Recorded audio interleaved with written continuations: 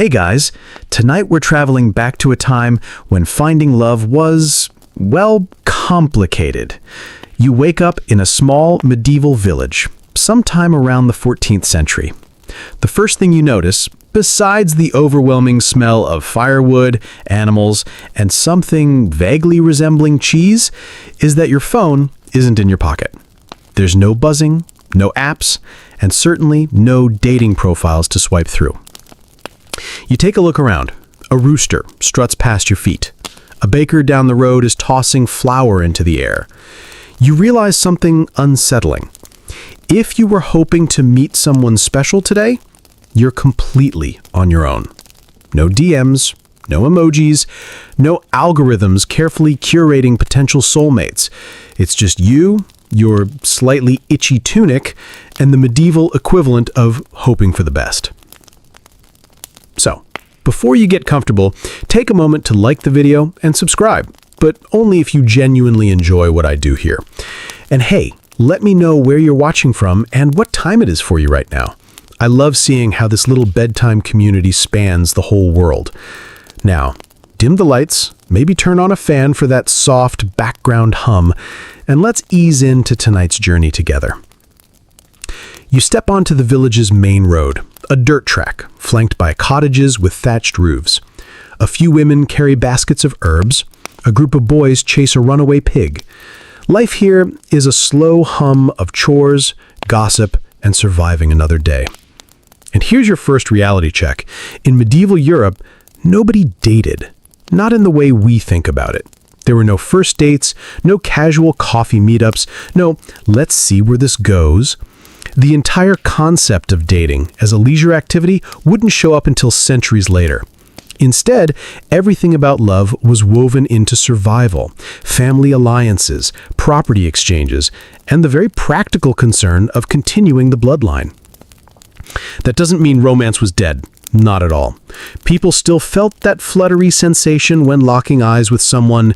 They still got nervous, still made bad decisions, still scribbled terrible poetry on scraps of parchment, or, more realistically, muttered it awkwardly under their breath while avoiding eye contact. But the process of meeting someone was completely tied to where you stood in society. If you're a peasant, like most of the population, your pool of potential partners consists mainly of, well, the people in your village.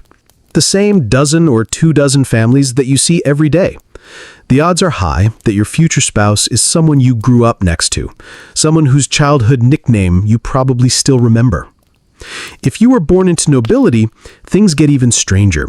Romantic love was often seen as a bit, well, impractical.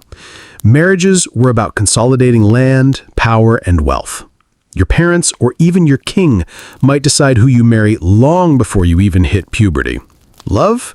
Love was optional. Sometimes it showed up after marriage, sometimes it didn't. But here's the quirky part.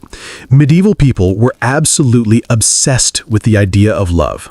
They sang about it, wrote about it, listened to traveling bards spin tales of knights falling madly in love with unattainable ladies, usually the wives of other men.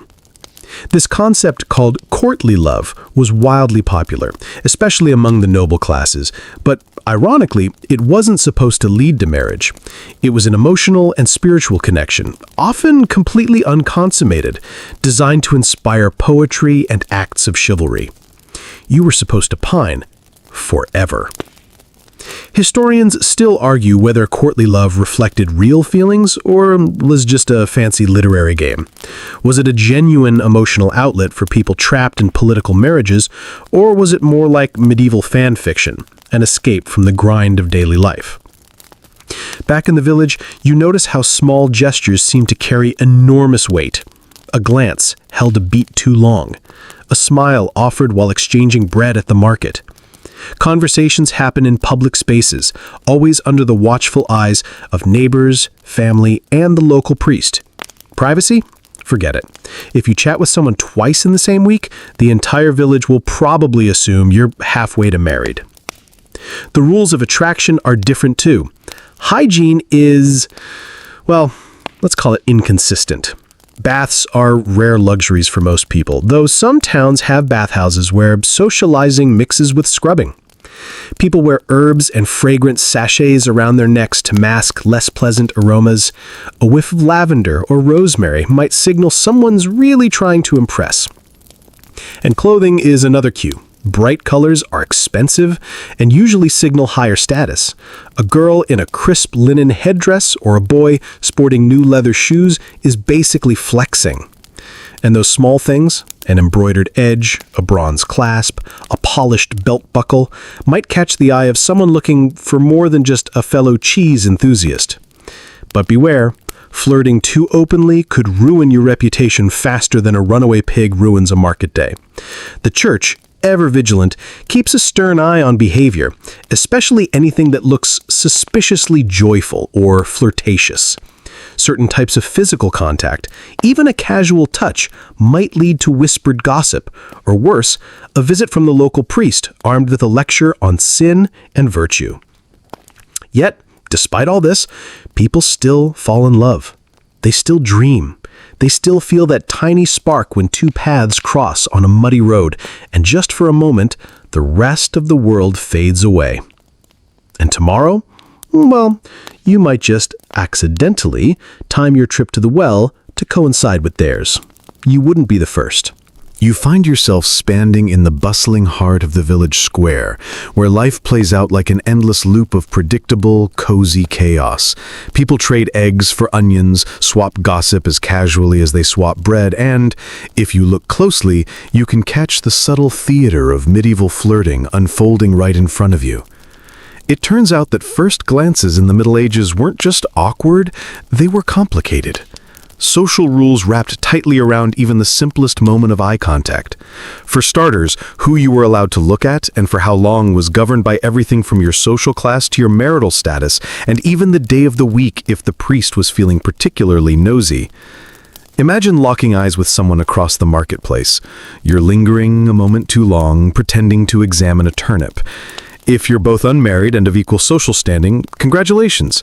You've just made the medieval equivalent of a like on someone's profile. Subtle, fleeting, but deeply noted by everyone else within a 10-foot radius. But say you're a young woman. Well, depending on the culture and time period, your hair might be hidden beneath a veil or a wimple, signaling modesty and, incidentally, making eye contact a loaded gesture. A glance from beneath that veil wasn't just flirtation, it was a declaration. Yes, I see you. Yes, I noticed. Risky stuff. Men had their own visual cues, too. A jaunty feather in the cap, polished boots, or a particularly fine belt could say, I'm doing well enough to feed a family, or at least myself. You notice the shoemaker's apprentice brushing imaginary dust off his sleeves every time the miller's daughter walks by. Smooth. Sort of. In places like England, France, and parts of Italy, public spaces were the prime locations for these miniature love dramas. The church steps after Mass, perfect for a casual, not-so-accidental conversation. The communal well, always crowded, conveniently full of young people who just happen to need water at the same time. The village market, equal parts shopping trip and singles mixer. There were rules, of course, some written, most unwritten. For example, maintaining eye contact for too long could easily be misinterpreted, either as an invitation to courtship or, occasionally, as a challenge. Yes, love and violence occasionally came from the same place, a badly timed stare. Historians still debate whether certain gestures, like the playful tossing of a flower or handing someone an apple, were genuine acts of flirtation or simply acts of generosity with deeply misunderstood consequences. And the stakes were real. Get caught looking a little too long at the wrong person, a married woman, someone from a higher class, or, heaven forbid, the Reeves daughter, and you might earn yourself a few weeks of nasty rumors, a scolding from the priest, or in extreme cases, an unfriendly visit from the local bailiff. Still, people found ways. A subtle nod, a quick smile hidden behind a hand, helping someone load a basket onto their donkey with fingers that brush for just a second longer than necessary. Even the simple act of walking parallel for a few steps, close enough to be noticed, far enough to pretend it was coincidence, became a form of courtship theater. And then there's the veil. Oh yes, the veil. Historians still debate whether the primary function of women's veiling was about modesty, religion, or social signaling. But in practice, it became the ultimate tool of plausible deniability. A woman could lower her eyes, shield her smile, and pretend not to notice that the baker's apprentice was lingering at the edge of the stall again, even though everyone absolutely noticed. But let's not forget the power of accidental proximity. Want to engineer a brief encounter? Simple. Time your trip to the well right when you know your crush usually shows up. Take the long route to the market that just happens to pass by their family's cottage. Drop something, like a handkerchief, a basket strap, maybe even a bundle of herbs, just in time for the other person to gallantly pick it up and hand it back, along with a few heart-racing seconds of eye contact. And what about festivals? Ah, festivals. The medieval version of swipe right on everyone. May Day, Midsummer, harvest fairs, they all became excuses for a slight loosening of the social rules. Young men and women mingled more freely under the guise of dancing around maypoles, gathering flowers, or competing in friendly contests. The village priest grumbled, the elderly shook their heads knowingly, and yet nobody really stopped it. A surprising fact is that in some regions, there were even laws that forbade young people from gathering in certain places at night, specifically because too many improper affections were forming. Historians still debate whether this was genuinely about morality or just the town council trying to prevent another round of surprise weddings. Back in the marketplace, you realize that love in the Middle Ages wasn't quiet, it was just coded. Hidden in glances, choreographed in footsteps, whispered in borrowed moments. No swiping, no DMs, but plenty of strategy. And as the church bell tolls noon, you notice the miller's daughter glancing your way again, just for a second. Or was it longer than that? The marketplace quiets a little as the midday sun hits its peak, but the real buzz doesn't fade, it just shifts. You soon realize that in this village, love isn't just built on longing glances or the occasional lingering smile. No, there's an invisible force far more powerful at play: the gossip network. It's everywhere. It flows faster than the stream running behind the mill. It trickles through the marketplace, bubbles at the church steps, and pours out of the alehouse like spilled cider. And whether you want it to or not, it has a direct influence on who falls in love, who gets married, and who gets very publicly embarrassed. You notice two older women perched on a bench, their hands busy weaving baskets, while their mouths stay even busier weaving rumors. "Did you hear about the blacksmith's son?" one asks, loud enough that everyone pretending not to listen definitely hears. "Caught helping Margaret with her firewood, twice in 1 week." The other clucks her tongue. "Oh, that means something." Welcome to medieval matchmaking, where your romantic future isn't just your business, it's everybody's business. If you're a young person hoping to find love, the village itself often acts as your dating app. And the filters? Your family's reputation, your household's wealth or lack thereof, your work ethic, and whether you were caught napping during Sunday Mass. People take note of everything. Did you help patch your neighbor's roof? That earns points. Did you skip helping with harvest and instead loiter near the tavern? Everyone remembers. In fact, the church plays an oddly central role in this matchmaking web. After Mass, the church steps become a social hotspot. Families linger, not because they're feeling particularly holy, but because it's prime time to observe who's talking to whom. Parents exchange subtle nods over the heads of their children, silently evaluating potential matches like traders inspecting sheep. Historians still argue whether this intense focus on community matchmaking was entirely organic or somewhat manipulated by local authorities trying to maintain order. Was it just a natural outgrowth of close communities? Or were there subtle rules being enforced, ensuring that people stayed in their lane, marrying only within approved social circles? Probably a little of both. There's also a surprising formal structure behind it. In some towns, there are even designated go-betweens, often older women, whose entire job is to quietly pass messages, arrange meetings, or subtly suggest, you know, the Cooper's son is looking for a wife. These informal matchmakers wield enormous soft power, often respected and sometimes feared for their ability to make or break a romantic connection. But of course, gossip is a double-edged sword. Sometimes it sparks connections, other times it ruins them. A simple rumor, true or not, can stain someone's chances for years. She's too proud, someone whispers. He's lazy. Or worse yet, I heard they once courted someone and it didn't work out. In a world this small, a failed courtship could stick to you like a bad smell. And because villages have long memories, people often go to ridiculous lengths to manage their reputations.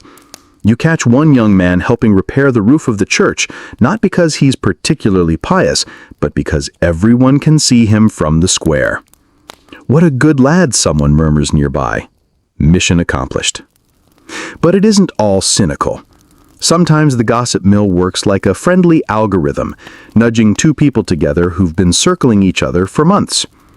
A neighbor might casually mention that John the Weaver's daughter has been looking unusually cheerful lately, and that it might have something to do with a certain baker's apprentice. Just planting seeds, just nudging fate along. There are even playful traditions woven into this. In some regions, festivals include games designed to pair people off, whether it's drawing names from a basket or participating in a mock wedding for the day. Sure, it's meant to be fun, but everyone's watching to see which pretend couples linger a little longer after the joke ends. Still, no amount of gossip can completely override the one force even medieval villagers respected: stubbornness. People fall in love with the wrong people all the time. Wrong class, wrong family, wrong side of the river, and no matter how loudly the town whispers, sometimes a pair simply refuses to listen. You spot it happen right in front of you. The miller's daughter, yes, her again, pauses by the butcher's stall. The blacksmith's son happens to be there too, examining a suspiciously small chicken. Their conversation is polite. Too polite. But their eyes betray them. Someone nearby nudges their friend and raises an eyebrow. Oh, that's happening. The rumor has already begun. And just like that, the invisible web of medieval matchmaking spins another thread. Whether it holds or tangles into a mess, you'll just have to wait and see. The air shifts as the sun dips lower, casting long shadows over the cobbled paths and wooden beams of the village. Evening is coming, but love, as you quickly realize, doesn't keep bankers' hours. In fact, some of the most intense, most ridiculous, and most beautifully impractical forms of medieval love were just beginning to stir, especially among those who didn't have to spend their evenings mucking out stalls. You follow the sound of distant lute music and hushed laughter to the manor house on the hill. If the village square is where practical, reputation-conscious peasants navigate love, then the manors, castles, and noble courts are where things get needlessly complicated. Welcome to the bizarre, emotionally exhausting, and entirely impractical world of courtly love. Here's how it works. Imagine falling in love with someone you cannot touch, cannot kiss, and almost certainly cannot marry. Now imagine spending months, maybe years, writing poems, composing songs, and performing grand, slightly embarrassing gestures of devotion, all while knowing full well that nothing's ever going to happen. Yes, that's courtly love. You watch a young knight shuffle nervously in the corner of the great hall. He's composing, aloud, a terrible rhyming couplet about the lady sitting near the hearth. His armor is polished to a blinding sheen, but he's sweating profusely. Meanwhile, the lady in question pretends not to notice. Though her fingers tap a tiny rhythmic pattern on the armrest, she notices. Oh, she definitely notices. Courtly love usually involved a man, often a knight, falling helplessly in love with a woman of higher status, often someone already married. And that's not a bug in the system, that's the point. The love had to be impossible. It had to be pure, distant, and unattainable. Real-life marriage? Far too mundane. Historians still argue whether this was genuinely about emotion or more of a social game designed to sharpen a knight's character. Was it a training ground for chivalry, teaching restraint and honor, or just a culturally sanctioned excuse to pour one's feelings into verse and sigh dramatically at feasts? The debate continues. But it wasn't all pointless. Courtly love had rules. Very specific ones, in fact. Medieval guidebooks, yes, there were actual manuals on how to do this, outlined the stages of falling in love, how to declare affection, how to accept rejection gracefully, and when to escalate from longing gaze to subtle gift of a handkerchief. And gifts mattered. A lady might bestow her favor, a ribbon, a glove, a scarf, to a knight heading into a tournament. The knight, in turn, would wear it proudly, a token meant to fuel his courage. Whether the lady actually liked him or just needed someone to joust in her honor, well, that part often remained politely ambiguous. Of course, the poetry. Oh, the poetry. If you think bad modern pickup lines are cringeworthy, imagine hearing something like, "Fair lady, thy beauty wounds me like a sword, yet heals me with thy smile." Delivered sincerely, in public, with lute accompaniment. You suppress a chuckle as the knight finally works up the courage to deliver his latest masterpiece. The lady listens, eyes half-lidded, head tilted ever so slightly in boredom, or is it subtle encouragement, before responding with a polite, "Your words honor me, as does your continued restraint," which is medieval noble speak for, "You're sweet, but don't get ideas." But here's the irony. While peasants might marry the boy or girl next door with minimal ceremony beyond a few witnesses and mutual consent, noble marriages were rarely about love. They were arranged affairs designed to unite families, lands, and fortunes. Love, if it existed at all, was supposed to stay on the sidelines, tidy, poetic, and preferably unconsummated. But people are people. Sometimes courtly love blossomed into genuine affection. Other times it was merely a game, a way to pass the long winter evenings in drafty castles where entertainment was limited to feasts, hunts, and the occasional visiting bard. There's also a subtle rebellion hiding inside all this. Courtly love let women of the upper classes wield a kind of social power otherwise denied to them. A lady could accept a knight's devotion, set impossible tasks, demand ever grander gestures, and he was bound by the code of chivalry to comply. In a society where women had few legal rights, this was one arena where they could quite literally call the shots. You notice one lady glance meaningfully at a silver brooch pinned to her sleeve. Her admirer instantly notices, bows slightly, and then, ever so casually, arranges to accidentally leave a matching silver pin on the edge of her embroidery frame later that evening. Subtle. Obvious. Completely in line with the rules. Historians have found actual letters and poems from this period that read like a medieval version of "He left me on red." Endless lamentations about unrequited love, misunderstood glances, or gifts that went unacknowledged for 2 whole feasts. The heartbreak is palpable and weirdly familiar. As the music fades and the firelight flickers against the stone walls, you realize that, despite the elaborate codes and the suffocating layers of social protocol, the feeling underneath is timeless. That nervous, giddy, hopelessly irrational thrill of realizing you like someone a lot and wondering if they like you back. As the manor fades behind you and the echoes of lute music drift away, you find yourself wandering toward a quieter part of the village, a place where the rules of love are still complicated, but in a slightly more practical, less poetry-drenched way.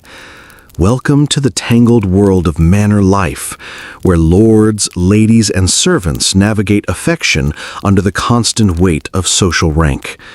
Here, the rules are different, but no less bewildering. You notice the steward's daughter pretending to sweep the front steps of the manor, even though the steps are already spotless. Her eyes keep drifting toward the young falconer, tightening the straps on a hooded bird perched on his arm. Neither of them says a word. Neither of them has to. Their carefully timed silences speak volumes. In the medieval manor, social class isn't just a line, it's a chasm. If you're a servant, falling for someone within your own rank is generally acceptable. Fall for someone above your station, however, and things get risky. Romantic tension buzzes quietly between ranks, but crossing the line is like juggling torches in a hayloft. Possible? Maybe. Wise? Absolutely not. Still, it happens. Often. Human hearts, as always, couldn't care less about social protocol. A kitchen maid catches the eye of a young squire. A lady's maid exchanges smiles with the huntsman. A steward flirts with the widow managing the manor's dairy operation. All beneath the polite fiction that they are absolutely just discussing grain yields. Historians still debate how common cross-class romances truly were. Some argue they were rare, exceptions whispered about in gossip and punished if discovered. Others believe they happened frequently, so long as everyone was discreet and nobody got too ambitious. The records are patchy, often because when things went wrong, the stories were either hastily covered up or recorded only in the form of court fines for moral offenses. It's worth noting that not every romance across classes was scandalous or doomed. Sometimes a lord would formally recognize a relationship with a servant, providing her with housing, support, and even dowries for any children. Of course, that arrangement came with zero rights for the woman, but within its limited framework, it was a sort of medieval situationship. On the other hand, for the noble-born themselves, love remained entangled in a web of expectations. A young lady of the manor might spend her days embroidering, managing household tasks, and, crucially, staying visible enough to attract a worthy suitor, but not too visible to damage her reputation. Meanwhile, a visiting knight or minor noble might linger a bit too long in the garden, conveniently finding reasons to cross paths with her. Perhaps he needs advice on the manor's rose varieties. Perhaps the stable roof suddenly needs inspection, for the third time this week. These convenient excuses form the backbone of noble courtship. You pass the manor's great hall, where servants bustle about setting tables for the evening meal. At one corner, the young steward is carefully arranging bread loaves, his fingers brushing against those of the cook's daughter. Their hands linger just half a second too long. No words, just the faintest flicker of shared understanding. It wasn't all sweetness, of course. The power imbalance meant that sometimes affection was genuine, and sometimes it wasn't. Relationships between lords and servants could tip uncomfortably into exploitation, especially when the social structure left servants little power to refuse advances. That said, the manor's daily life was so tightly woven, so full of overlapping chores, shared spaces, and constant observation that any inappropriate behavior had a good chance of turning into public scandal. And nobody loved scandal quite like a medieval village. Some regions even tried to legislate morality. In 14th century England, certain manorial courts fined unmarried couples for fornication, a term that covered everything from a single stolen kiss to full-blown secret cohabitation. Records survive listing fines for lying together unlawfully, which honestly sounds like the world's most passive-aggressive way to phrase romance. Yet, for all its restrictions, manor life also offered strange little windows for love to sneak in. The annual harvest feast, for example, was one of the rare times when social barriers loosened slightly. After enough ale and dancing, even the manor lord might look the other way while the stable boy and the dairymaid slipped outside for a breath of fresh air, or something like that. And then there were the gardens. Oh yes, the gardens. Maintained for beauty as much as utility, the manor gardens were a favorite backdrop for accidental meetings. Winding paths, shaded alcoves, and conveniently secluded benches offered the closest thing the medieval world had to a private chat over coffee. You spot it happening even now. The steward's daughter walks slowly toward the herb patch. The falconer's apprentice just happens to be inspecting the hawthorn tree at the same time. Both pretend to be deeply fascinated by rosemary. Neither is fooling anyone. The manor is a world within a world, a place where love has to maneuver around wealth, status, duty, and relentless scrutiny. But it maneuvers, quietly, carefully, and often with more success than you'd think. As twilight creeps over the village and a few lanterns flicker to life, you hear the faint strains of music drifting from the town square. Laughter mingles with the rhythmic thud of feet against packed earth. You follow the sound until you arrive at a gathering that feels half party, half carefully controlled chaos, a medieval group dance. And here, dear listener, is where romance really starts moving, literally. Because in the Middle Ages, dancing wasn't just entertainment, it was a socially acceptable, thinly veiled excuse to flirt, mingle, and sneak in a few extra glances, without technically breaking any rules. Picture the scene. A ring of villagers, young, old, and everyone in between, joins hands. Musicians pluck away on lutes and rebecks, while someone bangs enthusiastically on a drum that's probably seen better days. Couples don't pair off privately. No, that would be scandalous. Instead, dances are communal. Lines, circles, weaving patterns that bring people close, then pull them apart, then spin them back together, over and over. Your pulse quickens, not from exertion, but from the delicious tension of proximity. A chance to brush fingers here, a glimpse of someone's smile there. And if, perchance, your steps bring you face to face with the miller's daughter or the falconer's apprentice, well, that's just how the dance goes.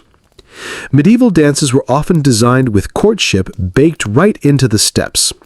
For instance, in England and France, the Bronnel, a simple side-to-side circle dance, created constant partner rotation. One moment you're locking eyes with the blacksmith's son, the next you're trading shy grins with the baker's niece. There's no time for awkward small talk. The rhythm carries you forward.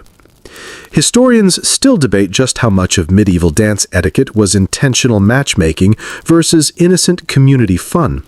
Some argue that these dances were strictly wholesome, supervised by elders and the church. Others suggest everyone secretly knew that certain patterns, ones requiring paired turns or hand-holding, offered the only semi-sanctioned touch young people would get before marriage. The truth, as usual, is likely somewhere in between. Watch closely and you'll spot the cues. A slight delay in releasing a hand. A glance held a heartbeat too long during a spin. A playful stumble that results in a conveniently placed steadying arm. These moments pass without comment, but leave tiny sparks in their wake. Of course, the elders are watching. Oh, they're always watching. That group of matrons sitting near the fountain? They're not just enjoying the music, they're mentally cataloging who dances with whom, how often, and with what level of enthusiasm. One leans over to her neighbor and murmurs, "Did you see how Thomas lingered during the third turn? Oh, there will be talk about that." Meanwhile, the local priest stands stiffly at the edge of the crowd, trying, and failing, not to look disapproving. Dancing is fine, technically, but too much laughter, too much joyful spinning, that borders on temptation. And temptation, as everyone knows, is a slippery slope towards, well, marriage at best and scandal at worst. Festivals amplify all of this. On May Day, for example, villages erect tall maypoles wrapped in ribbons. The dance involves weaving the ribbons in and out, over and under, partners crossing paths in dizzying patterns. It's joyful, it's chaotic, and it's one enormous excuse for eligible folks to cross paths again and again, under the very flimsy guise of community spirit. In fact, some places took this to an extreme. Medieval records from parts of France mention fines for excessive merrymaking at dances. Imagine being written up by your local bailiff because you smiled too much while skipping in a circle. Priorities. You can't help but grin as you notice one particularly bold move. The baker's son deliberately misses a step, bumping shoulders with the cooper's daughter. She laughs, shoves him playfully, and for a split second, their hands brush in a way that looks completely accidental and absolutely isn't. But the beauty of dance isn't just the flirting, it's the plausible deniability. Everyone can pretend it's all in good fun, just tradition, nothing serious. Even as the glances grow warmer and the steps grow lighter, no one has to admit that their heart's beating a little bit faster for reasons that have nothing to do with the tempo. As the final notes of the tune fade and the circle slowly unravels, you watch as pairs drift toward the refreshment tables, or, more tellingly, towards quieter corners of the square. Conversations pick up where the rhythm left off. "Good dance," someone says, smiling a little too wide. "Very good," comes the reply, with just enough emphasis to mean something else entirely. Dancing in the medieval world isn't just a pastime, it's a language. A subtle, rhythmic conversation carried out through steps, spins, and stolen glances. A conversation that says quite clearly, "I noticed you. Did you notice me too?" The stars begin to poke through the indigo sky as the dance winds down, but the energy in the village doesn't quite fade. If anything, it shifts, turning quieter, subtler, and somehow even more intriguing. Because while dancing allows for shared laughter and sly glances, it's in the language of symbols, gestures, and secret messages where medieval love truly thrives. You wander toward a cluster of weavers seated beneath a lantern, their fingers flying as they knot colorful ribbons into complex patterns. Nearby, a few women sit embroidering tiny, delicate images onto handkerchiefs. To the casual observer, it looks like busy work, but look closer and you'll see it for what it really is: coded communication. In a world where privacy doesn't exist and saying the wrong thing in public could get you excommunicated or worse, lovers had to get clever. Words were risky. But symbols? Symbols could say everything without saying anything. Take flowers, for instance. Today, you might think a rose is just a rose. But in medieval Europe, handing someone a particular bloom wasn't just sweet, it was practically a declaration. A red rose meant romantic love. A daisy, innocence. A sprig of rosemary whispered, "I remember you." Hand someone a yellow carnation and you might as well be saying, "Thanks, but no thanks." Medieval ghosting, in flower form. Then there were ribbons, woven tokens passed between sweethearts. A man might tie a strip of blue or red silk around his belt or spear before heading to a tournament, each color symbolizing a different hope, loyalty, passion, or sometimes a cheeky wink at more physical intentions. If his lady added her initials embroidered along the edge, even better. Historians still debate whether these ribbons were always genuine gifts of affection or sometimes crafted merely for the sake of appearances. Either way, they fluttered like medieval status updates, public, visible, and deeply scrutinized. Embroidery carried its own secret language. Hidden within the edge of a handkerchief or the corner of a sleeve might be tiny stitched symbols, a heart, a knot, a pair of doves. Each one a whisper of intent, visible only to those who knew where to look. You spot a young woman folding a square of linen, the faint outline of two clasped hands stitched so discreetly it disappears unless the fabric is tilted toward the lantern light just so. Even the choice of herbs wasn't random. Lavender tucked behind the ear wasn't just for the scent, it meant, "I long for you." A bundle of thyme left at someone's doorstep spoke of courage and possibly encouragement for the next step. Then there's basil, which today flavors pasta, but in medieval times, a symbol of serious commitment. Leave someone basil and you weren't flirting, you were proposing. Bold move. You pass a boy crouched near the well, carefully scratching something into the wood post with the point of a nail. Two interlocked circles. A symbol of unity, or possibly a hope for a future shared roof. A few moments later, he hurriedly rubs it away. The message has been seen, hopefully by the right person. Historians still argue about how widespread and standardized these symbolic languages truly were. Were they universal codes that everyone instinctively understood? Or were they hyperlocal, with meanings shifting slightly from one village to the next, known only to the people within that tight community? The written records are murky, but the evidence in surviving artifacts suggests both may be true. And then there's the art of gift-giving. Small, ordinary items transformed into tokens of affection. A carved wooden comb, a smooth pebble from a nearby stream, a sprig of hawthorn wound with colored thread. On the surface, it's nothing, but if delivered with a glance, a smile, or placed carefully where it would be found, it becomes everything. But of course, coded messages aren't always safe. Misinterpret a symbol and you could accidentally offend someone, or worse, accidentally propose marriage to the wrong person. You hear a whispered story from a passing tanner about a young man who left a pair of gloves on a girl's doorstep, thinking it meant, "I admire you." Turns out in her village, gloves meant, "We are as good as married." Oops. The gloves incident actually has some historical precedent. In many regions, the exchange of gloves was indeed part of formal betrothal ceremonies. Lose a glove, and you might lose more than a fashion accessory. You might accidentally gain a spouse. There were even more playful forms of communication. During certain festivals, young people sent anonymous notes, tiny rhymes or riddles, left under doors, pinned to market stalls, or tied to a fence post.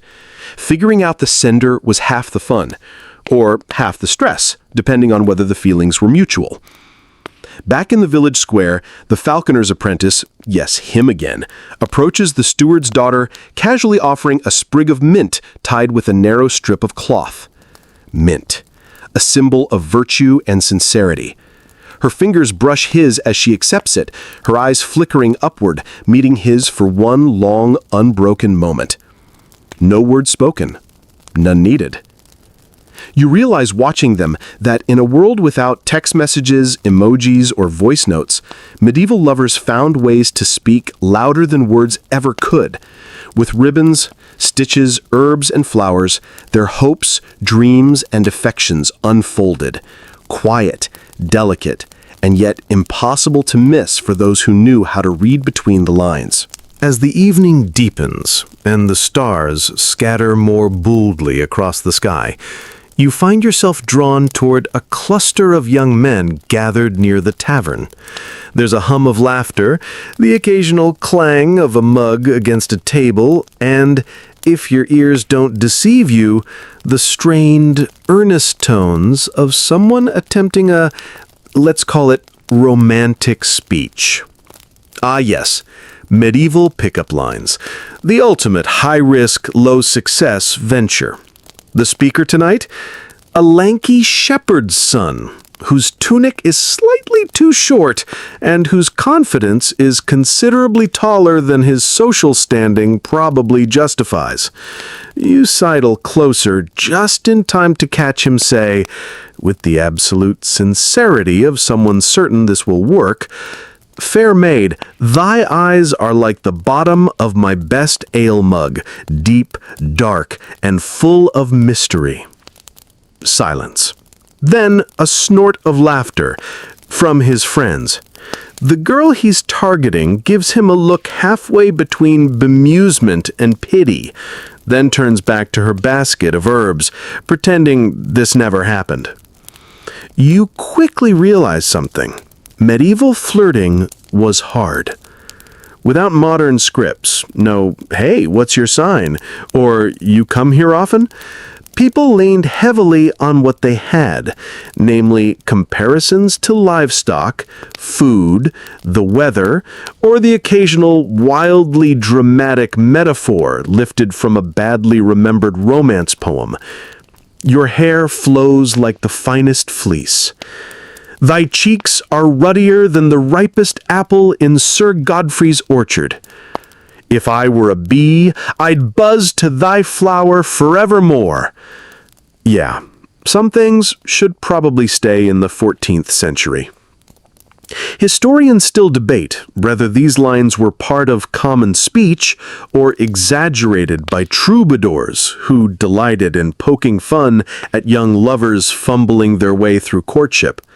Either way, there's evidence in court records, plays, and surviving folk songs that medieval people loved a good romantic groan as much as anyone today scrolling through cringy TikTok pickup fails. And it wasn't just about words. Actions spoke volumes. The classic accidental dropping of a basket near someone's feet. Timeless. Offering help carrying a load of firewood, an ancient equivalent to "let me carry your books," was as much about showing off sturdy arms as genuine kindness. Even the choice of jokes mattered. A man might joke about being as dependable as his best goat, or as hard-working as his plow. It sounds ridiculous now, but in a world where survival depended on hard work and reliable tools, it wasn't a bad brag. Want to prove you'll make a good husband? Show that you can repair a roof, wrangle a pig, and haul water in one afternoon. Swoon. Of course, humor was the safest path. Teasing, light mockery, and wordplay let both sides test the waters. If someone laughed, maybe there was interest. If they frowned, or worse, walked away, you knew it was time to retreat, with dignity intact, or as much as possible. There is even a documented medieval tradition of what's called flighting, an exchange of witty, sometimes insulting verses or phrases. Think medieval rap battles, but for flirtation. One person would toss out a playful insult, the other would return it, ideally sharper and funnier. The goal wasn't to offend, but to prove quick wit and charm. You catch it happening now near the baker's stall. "Is thy bread always this burnt, or just thy manners?" someone teases. "At least my bread rises. Can't say the same for thy luck with women," comes the swift reply. Laughter erupts, and beneath it, two pairs of eyes that suddenly refuse to meet, except when they do. Not all attempts were this smooth. Sometimes desperation took over. A young man might try to impress by boasting about his family's 3 goats, even if one of them had tragically wandered off last winter, or by bragging loudly about how many fish he caught this week. One particularly bold lad gestures dramatically toward the village pond and declares, "I'd swim its length just to win thy smile," which would be more impressive if the pond weren't ankle-deep in spots. And for those truly without shame, there were the grand gestures. A serenade outside someone's window, often performed badly, and occasionally interrupted by an angry parent flinging a wooden clog in the singer's general direction. Or the carving of initials into a tree, unless the tree happened to belong to the manor lord, in which case the gesture earned a fine for property damage. Love hurts, or at least it's expensive. But here's the soft truth beneath the awkwardness. It worked. Not always, not often, but enough. The tension, the laughter, the risk of embarrassment, it was all part of the fragile, hilarious, terrifying process of finding out whether someone might want to share a lifetime of mending nets, hauling water, and swatting flies off the cheese with you. You watch as the shepherd's son tries one more time. He clears his throat, squares his shoulders, and says quietly, but sincerely this time, "If thou ever need help herding thy geese, I'm always near." The girl pauses, glances sideways, and finally smiles. Just a little. Medieval pickup line success rate 1 in 10. But when it works, magic.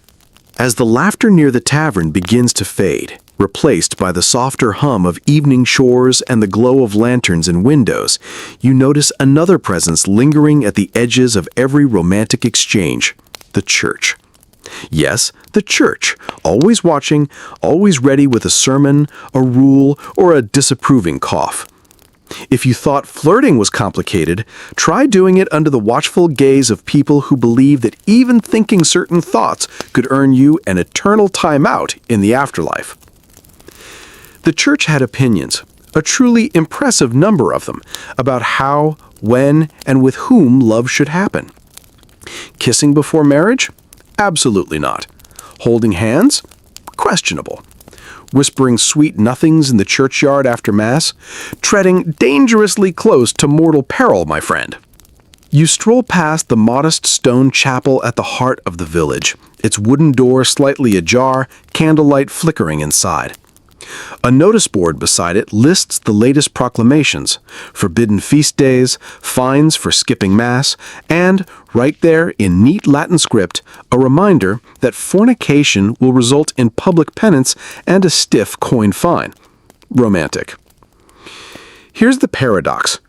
While the church preached a strict moral code around love and intimacy, it also found itself constantly trying to keep up with what real people were actually doing, which, spoiler, didn't always align with the rules.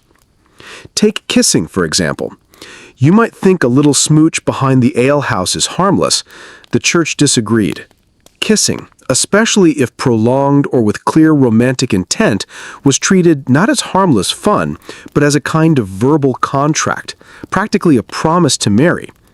Slip someone a kiss and then don't follow through? That could end with a lawsuit or a church-imposed fine.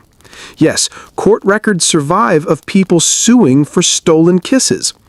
Historians still argue whether this was about moral panic or a sneaky way to pressure someone into a marriage they were hesitant about. Touching was similarly fraught. A casual hand on the elbow? Probably safe, if brief. A lingering touch during a dance? Highly suspicious. Anything more obvious in public, like an arm around a shoulder or, heaven forbid, a lap-sitting situation, was absolutely scandalous. Even if the local priest didn't catch it, you could bet that the neighborhood's unofficial morality police, the elderly women with hawk-like vision and zero chill, definitely would. And then there were the loopholes. Oh yes, medieval people were master loophole navigators. Technically, you weren't supposed to meet alone with someone of the opposite sex unless you were married or closely related. Solution? Meet in accidental public spaces while fetching water, tending sheep, or visiting the market.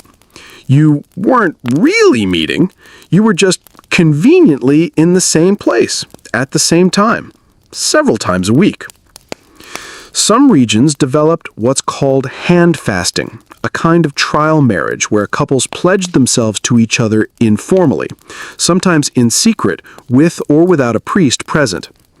It wasn't always legally binding, but it was emotionally significant. Think of it as the medieval equivalent of, we're basically married, but not like on paper.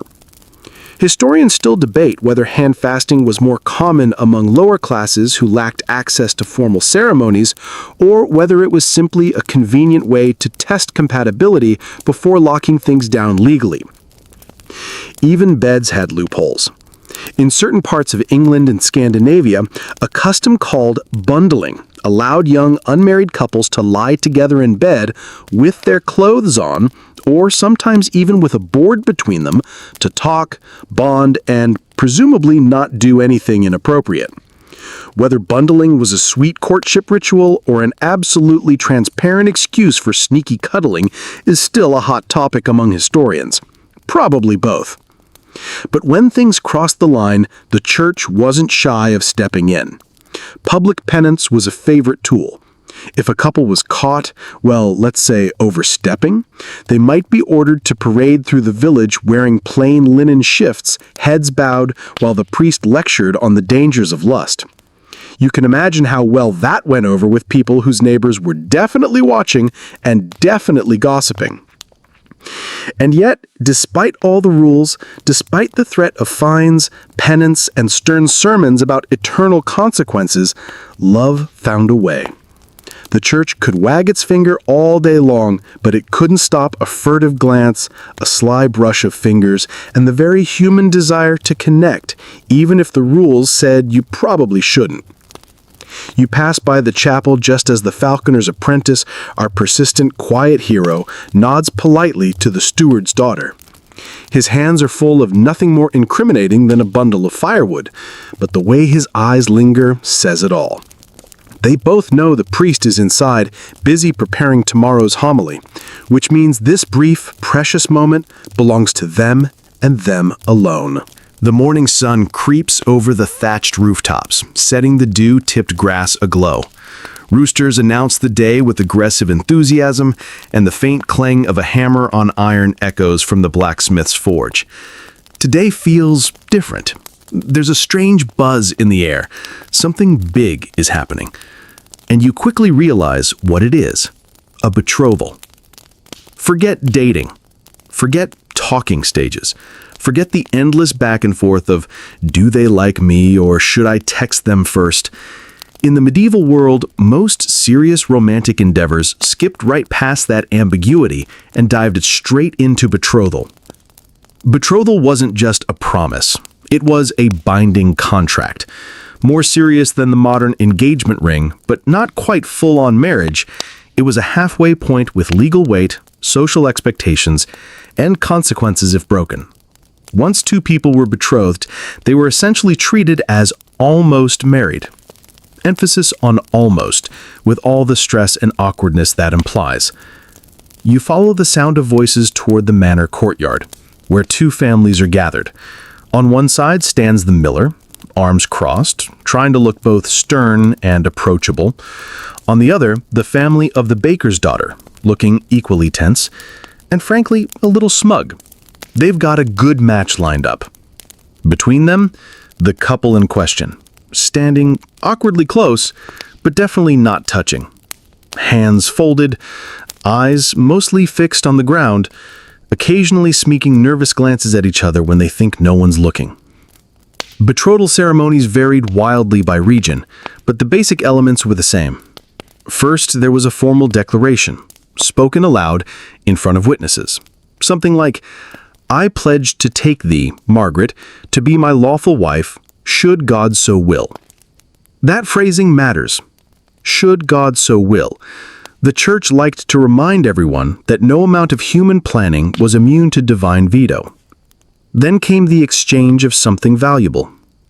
A coin, a small gift, sometimes a symbolic clasping of hands. In wealthier families, it might involve the signing of written contracts that detailed exactly what each family was bringing to the union. Dowries, land, livestock, promises of future inheritance. Love? Optional. Livestock? Non-negotiable. You notice the miller sliding a fat leather pouch toward the baker, likely filled with coins or perhaps the formal promise of so many sacks of flour per year. The baker nods, visibly relieved. That's the dowry handled. Now everyone can breathe a little easier. Historians still argue whether betrothals were driven more by genuine affection or raw practicality. Probably both. Sure, a betrothal secured a family's future and stabilized alliances within the village, but it also acknowledged something else.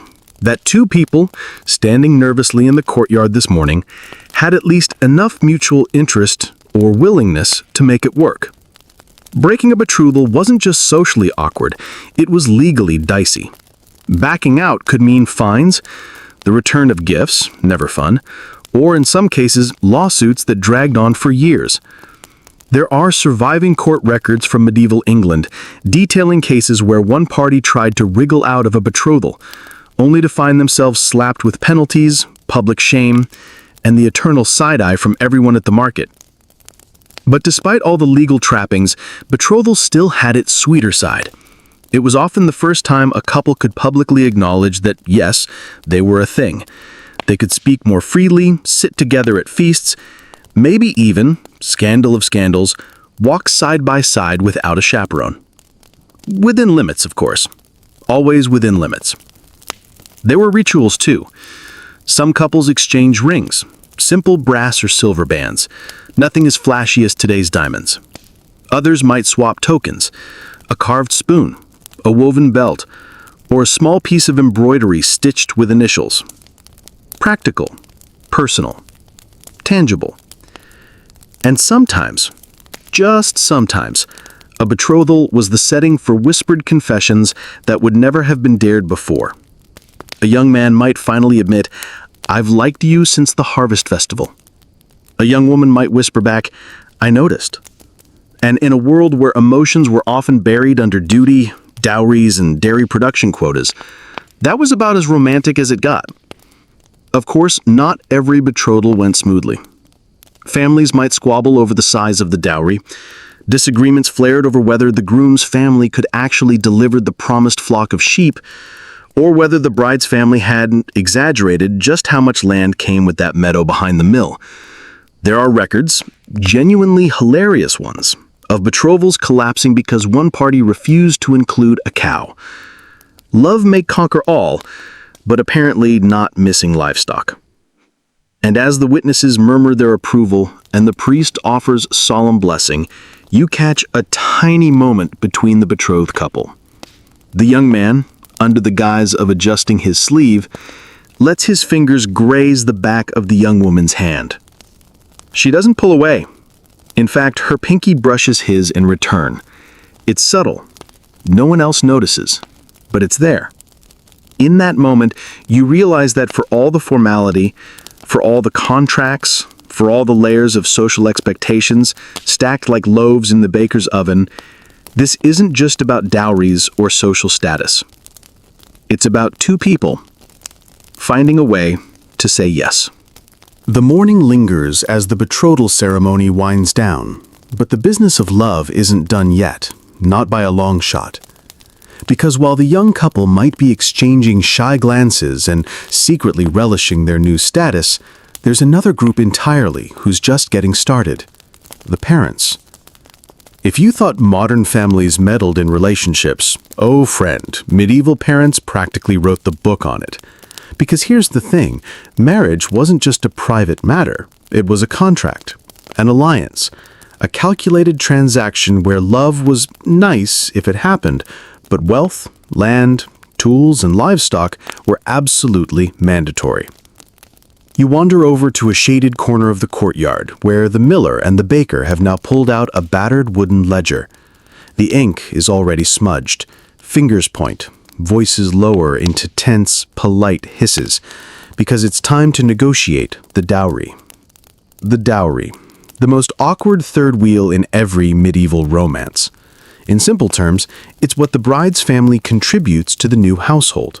Sometimes money, sometimes land, sometimes practical goods like goats, plows, or, in one documented case, a wheelbarrow of sound construction. Romantic, right? And don't forget the morning gift. That's the groom's side of the bargain. A promise of security for the bride, payable the morning after the wedding. Sometimes a small plot of land, a piece of jewelry, or cash. Essentially, thanks for marrying me. Here's your starter kit. You listen as the miller insists that his daughter deserves at least 2 cows and a sizable patch of the east meadow. The baker counters, politely but firmly, that a single cow and shared grazing rights should suffice. After all, the groom's bringing a perfectly good cart into the marriage. A cart with 1 new wheel, no less. Premium quality.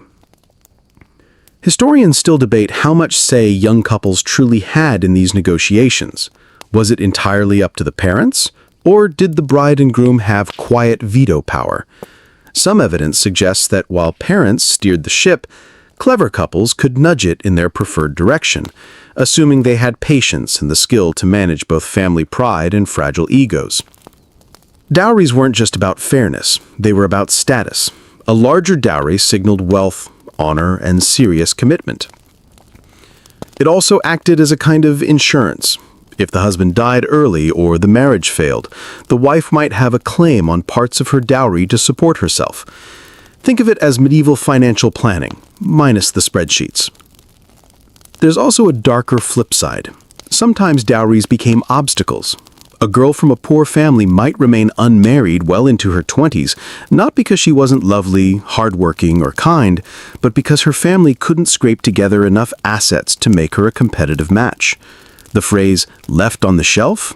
Yeah, medieval folks practically invented it. In fact, entire professions sprang up around helping less wealthy families secure matches. Enter the professional matchmaker. Usually an older woman, part respected elder, part enthusiastic busybody, her job was to smooth over negotiations, whisper well-placed flattery, and sometimes outright fudge the numbers. Oh, the pig has a slight limp? Nonsense. He's merely contemplative. But it wasn't always cutthroat. You spot a quieter negotiation happening nearby. The blacksmith's widow is speaking gently with the shepherd, arranging the future match of her daughter and his son. No heated haggling here. Just two tired but hopeful parents agreeing that their children deserve someone steady, kind, and, ideally, someone who knows how to thatch a roof without falling off it. Practical romance at its finest. Dowries got creative. One record from 14th century France includes a dowry listing 1 featherbed, 3 geese, 2 pewter plates, and a cheese of remarkable size. You glance around the square and spot a local cheesemaker inspecting a wheel of cheese nearly the size of a cartwheel. You can't help but wonder if it's destined for love or just lunch. And it wasn't always the bride's family paying up. In certain regions, particularly in parts of Northern Europe, the groom's family provided most of the setup costs, essentially furnishing the new household. A useful reminder that the concept of dowries wasn't as universally one-sided as modern stereotypes might suggest. Yet, beneath all the haggling, you notice a softer truth. These negotiations, for all their tension and back and forth, were often wrapped in genuine care.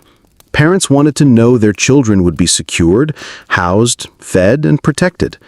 Sure, they grumbled over the price of a goat, but beneath that, it wasn't really about the goat.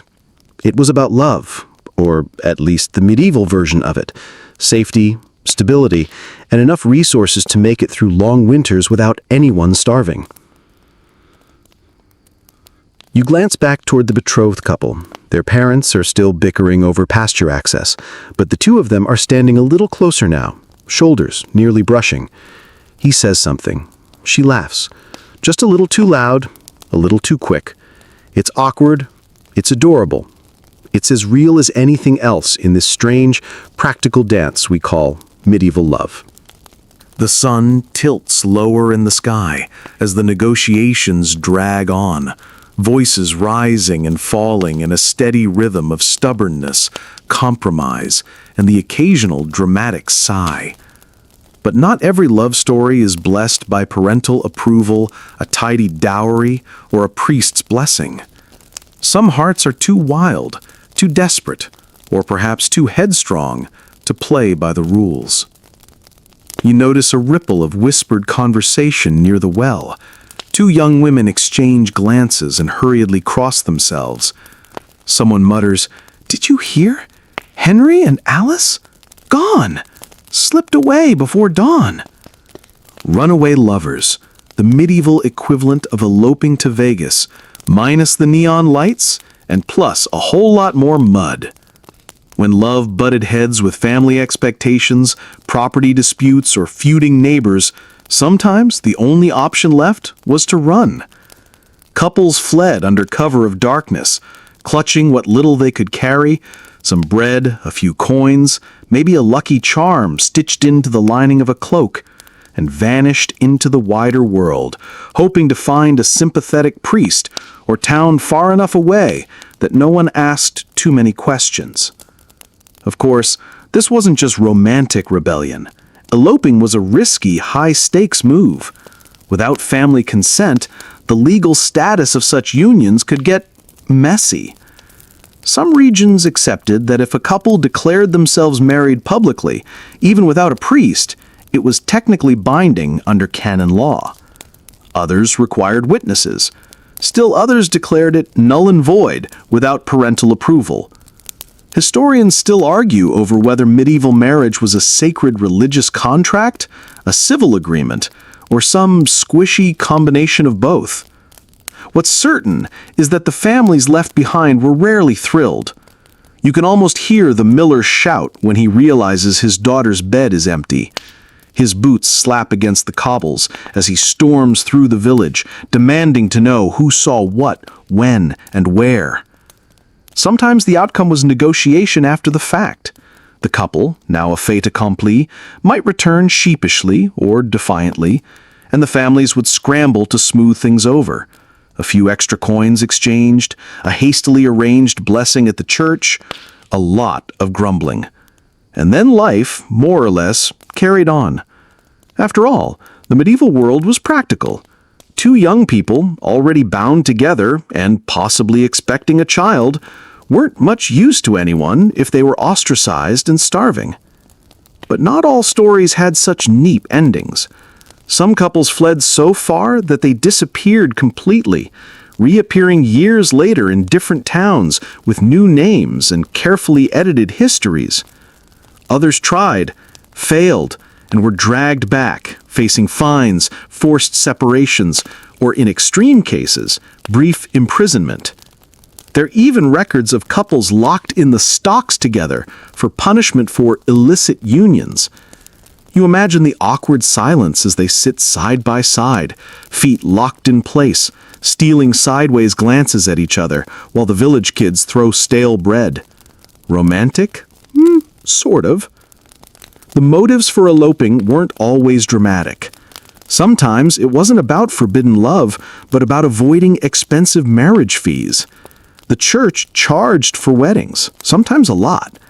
Sneaking off to marry in a neighboring parish without the formalities could save a young couple months, even years of scraping together coins. Economical romance. And then there were the truly rebellious spirits, the ones who defied not only their families, but the church itself. Secret unions performed under hedgerows, vows whispered beneath oak trees, and rings fashioned from twisted grasses. Legally dubious? Absolutely. But emotionally sincere in a way that transcends the parchment and ink of formal contracts. There's one story whispered often around the village, of a shepherd and a weaver's daughter who fled together, traveling by moonlight along the old Roman road. They made it as far as the next county before being caught, dragged back, and, rather unexpectedly, married anyway. The reason? Turns out, the groom's father realized halfway through his furious rant that the weaver's family had two looms, not one. A deal was struck. Love and capitalism, forever entwined. You can't help but admire the sheer determination. In a world where nearly every element of life was controlled by the seasons, by family, by the church, choosing love on your own terms was an act of quiet defiance, a reminder that even when systems push, the human heart has a habit of pushing right back. As you wander back towards the square, you notice the steward's daughter lingering by the edge of the road. She's staring at the forest path, fingers twisting the hem of her apron, lips pressed tight in thought. The falconer's apprentice isn't in sight, not yet, but the look in her eyes says she's thinking about it, about whether a handful of coins and a borrowed donkey could take them far enough. For now, it's just a thought, but thoughts have a way of turning into footsteps. The sun slips toward the horizon, staining the sky with streaks of gold and violet. Somewhere nearby, a bell clangs, calling the faithful to evening prayers. But not everyone is heading for the chapel. A different kind of gathering is forming beyond the churchyard. Livelier, noisier, and, if we're being honest, significantly more fun. You follow the crowd toward a wide, grassy field just outside the village, where carts have been hastily transformed into market stalls. Colorful banners flutter in the breeze. Vendors hawk honey, wool, pottery, and, most importantly, fresh cheese. But look closely, and you realize this isn't just a marketplace. It's something else entirely. Welcome to the medieval marriage market, a place where singles mingle under the paper-thin excuse of buying onions. Festivals like this weren't technically designed for courtship. Officially, they were about trade, livestock, tools, grains, or religious holidays. But everyone knew better. These fairs were one of the rare opportunities where young men and women from neighboring villages could meet face to face without raising too many suspicious eyebrows. You stroll past the cheesemaker's stall, where a young man is holding a wheel of cheddar with exaggerated care, while very obviously staring over the rim at the cooper's daughter 2 stalls down. She pretends not to notice as she arranges jugs of cider that definitely do not need rearranging. Marriage fairs were a mix of practical commerce and romantic possibility. Villagers came to buy goods, trade livestock, and swap news. But they also came with eyes sharp for more than just the ripest apples. Entire families would show up, quietly scanning the crowd for potential matches. If you were of marriageable age, this was your moment. No pressure. Historians still debate whether marriage fairs were formally organized as dating events or simply evolved into that role naturally. Records from some regions suggest that certain festivals became so well known for matchmaking that local clergy grumbled about the worldly distractions interfering with the festival's true religious purpose. Others argue that the fair's romantic reputation was largely informal, a kind of unspoken bonus. Either way, the result was the same. A sea of hopeful glances, nervous laughter, and highly strategic bread purchases. The rules of interaction were looser here than in the village. Away from the constant gaze of nosy neighbors and judgmental grandmothers, young people had more freedom to chat, laugh, and maybe even flirt, within reason, of course. A spilled basket of apples was as likely to be an accident as it was a calculated maneuver to strike up conversation. You pass a booth where a traveling fortune teller is offering palm readings. A line of hopeful young women snakes around her tent, each hoping to hear that their future holds a hard-working husband, a cozy cottage, and perhaps, if the stars align, a flock of particularly fertile chickens.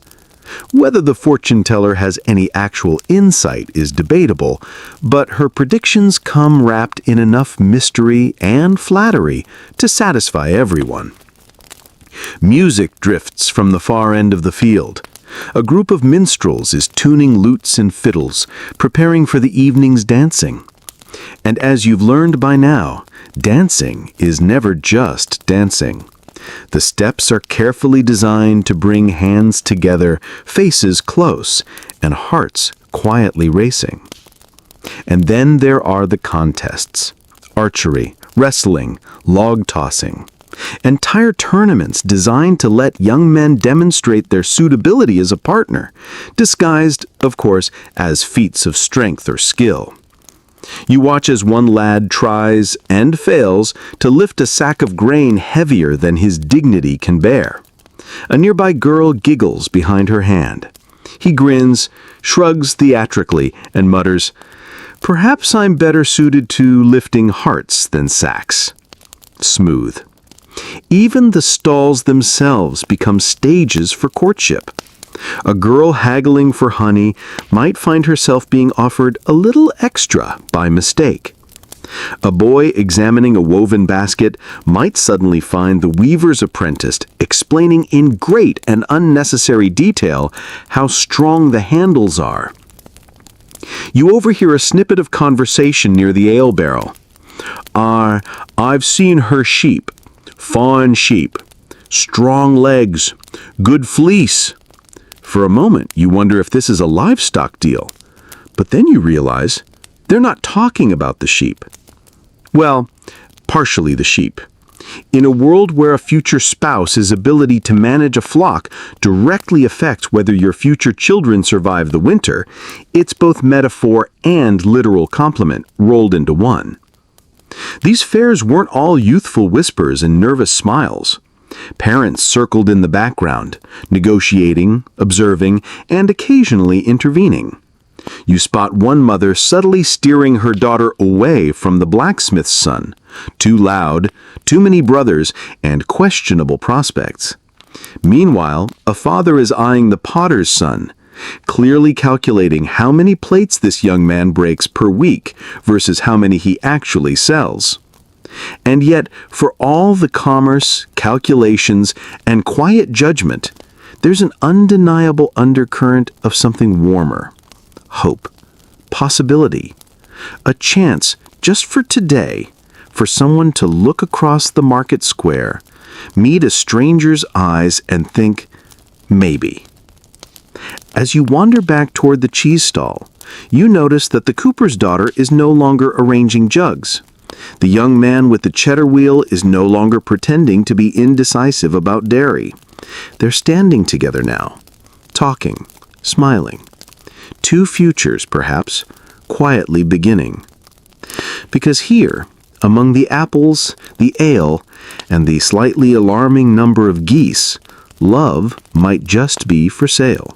As dusk gathers its velvet folds over the fairground, the lively hum of the marriage market softens. Lanterns swing from cart poles, casting pools of golden light, while the minstrels strike up one last wistful tune. Somewhere beyond the laughter and the shuffling of muddy boots, whispers drift on the evening breeze. Stories. Stories of love that defied every rule. These are the forbidden love stories, the ones no dowry could fix, the ones no priest dared bless, and yet somehow they lived. You settle near an old storyteller, seated cross-legged by the fire pit, whose face is illuminated by the glow of embers. Around him, villagers lean in, eager for a tale that feels both dangerously scandalous and secretly hopeful. The first story begins with a monk, Brother Elias, and a merchant's daughter named Isolde. By day, Elias was a man of prayer, cloistered behind monastic walls. But by night, he would sneak out under the cover of darkness, slipping through the orchard to meet Isolde by the riverside. Their crime wasn't just breaking vows of chastity, it was breaking the expectations of an entire community. For months they exchanged letters, scribbled hastily on scraps of parchment, hidden inside loaves of bread or tucked beneath the roots of the elder tree. When the scandal finally broke, and it always breaks, the monastery was divided. Some called for Elias to be cast out, others murmured, "Who are we to judge where the heart wanders?" Historians still debate how often monastic love affairs truly happened versus how often they were exaggerated by gossip or later storytelling, but court records do survive. Fines levied against monks and nuns caught in improper company, or documented penances involving lengthy pilgrimages meant to clear the soul of certain indiscretions. Then there's the tale of Lady Eleanor, a noblewoman who fell not for the knight her father chose, but for the castle's falconer, a man whose entire worldly possessions amounted to one bird, 2 boots, and a hut with a roof that mostly worked. Their love was reckless, secret, and doomed from the start. When discovery came, her family's fury was swift. Eleanor was confined to her chambers, the falconer was banished beyond the estate borders. But here's the twist. Eleanor refused to accept it. In the dead of night, dressed in her brother's discarded tunic, she slipped out of the manor, met her beloved at the forest's edge, and together they vanished. For years, no one knew where they'd gone. Some say they made a life in a distant village, raising children who inherited both her sharp wit and his steady hands. Others say they were eventually captured, dragged back, and forced apart forever. No one knows for sure. The truth, like so many forbidden loves, has been softened into legend. You glance around the fire and notice the listeners leaning in, rapt, not because these stories are rare, but because they're everywhere. Forbidden love wasn't the exception, it was the undercurrent beneath every rule, every betrothal, every stern priestly warning. There's the whispered tale of Thomas the cooper's son and Jacob, a traveling peddler. In a time and place where such affections were whispered only in the most private shadows, their relationship bloomed quietly over shared cups of ale, late-night walks beyond the village, and the mutual understanding that they were safe only in the smallest, most secret corners of the world.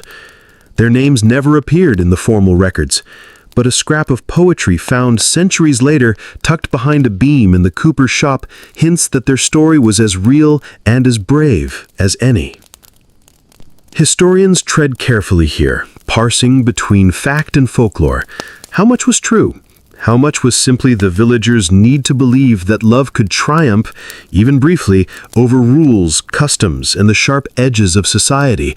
The answer likely shifts from story to story, flickering like the firelight on the faces gathered here tonight. Of course, not every forbidden romance ended in tragedy. Some simply endured, quietly, carefully. A widow and a farmhand, pretending for years that he was merely a boarder. A merchant's daughter and a ship's carpenter who orchestrated their meetings to align perfectly with the ship's irregular docking schedule. Love measured not in years, but in tides. And then there are the cautionary tales. A knight who promised himself to two women at once, one noble, one a commoner. The ensuing drama involved at least one duel, a broken arm, and the abrupt relocation of the commoner's family to a different parish. Medieval love triangles, messy, expensive, and widely gossiped about for decades. You notice the steward's daughter again. She's listening, lips pressed tight, hands clenching the folds of her apron. Somewhere in the crowd, the falconer's apprentice leans against a cart, gaze fixed on the fire, but his thoughts clearly somewhere else, or with someone else, because that's the truth that pulses beneath every one of these stories. For all the rules, for all the threats of scandal, punishment, or exile, love is stubborn. It wedges itself between church laws and family contracts, between duty and desire, and sometimes, just sometimes, it wins. The storyteller's voice lowers, the embers crackle, a soft sigh escapes the crowd, not quite sorrow, not quite relief, just that familiar ache of knowing how sweet and how impossible forbidden love can be. The fire burns lower now, sending slow curls of smoke into the star-pinned sky. People drift away in pairs, in groups or alone, their footsteps soft on the trodden earth. But before the night fades completely, there's one last bit of magic to explore.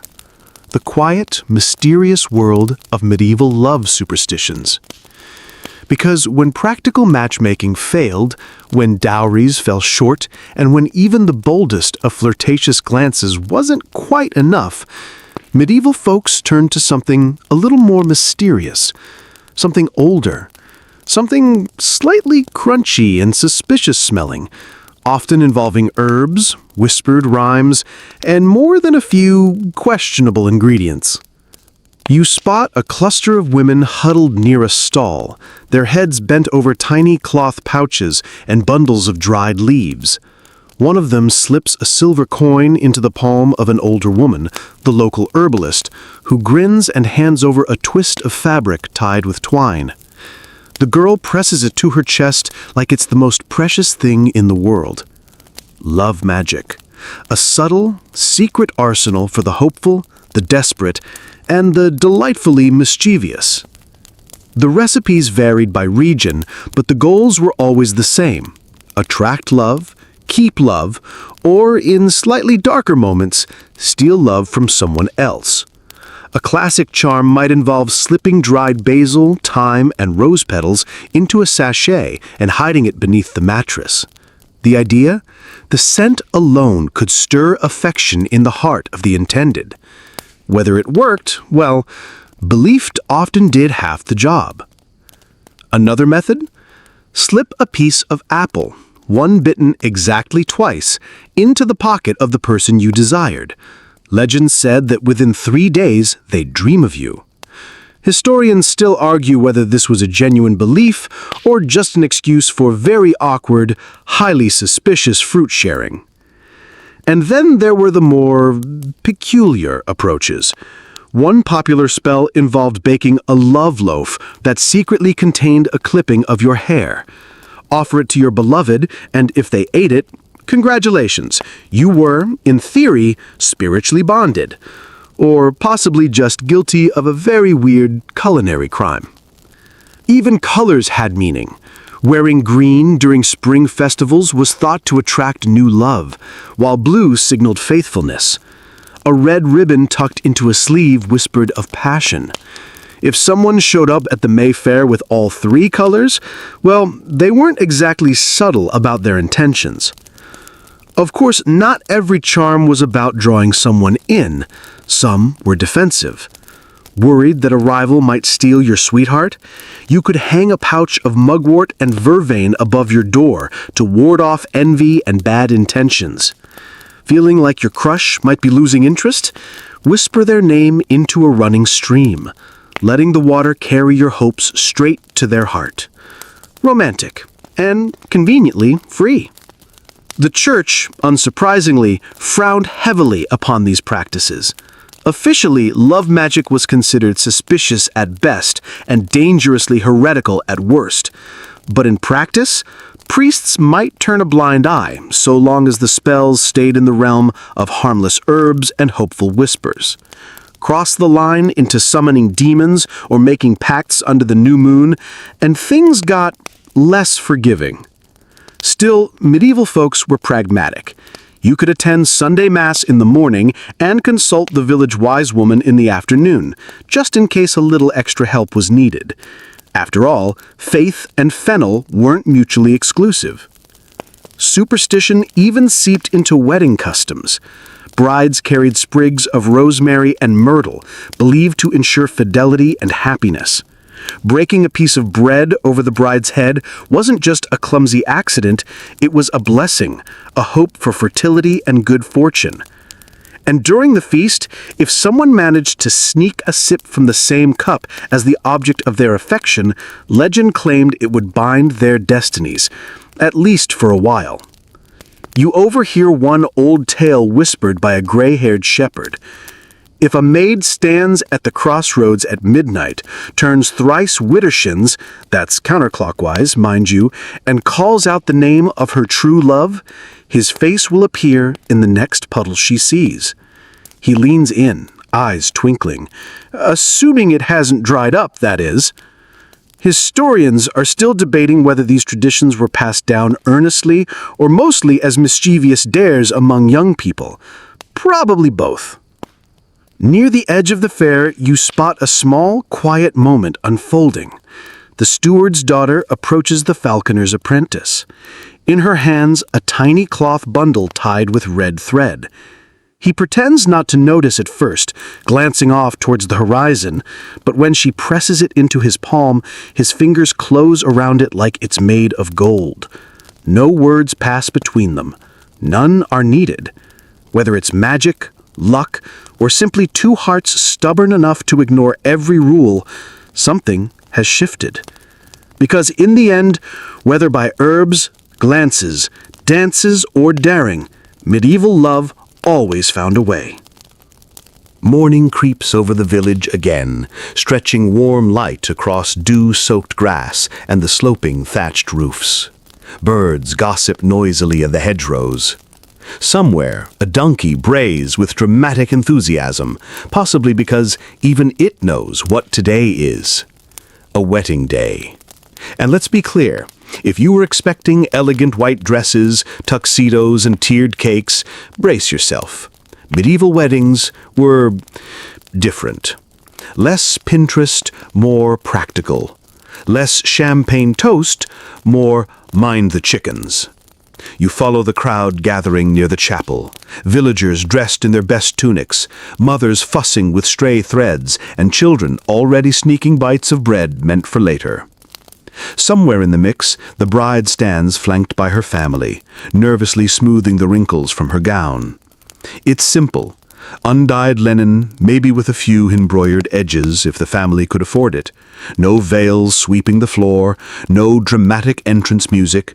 Just the soft chatter of neighbors pretending they aren't inspecting every single detail. Weddings in medieval Europe were as much legal transactions as romantic celebrations. The key part? The public declaration.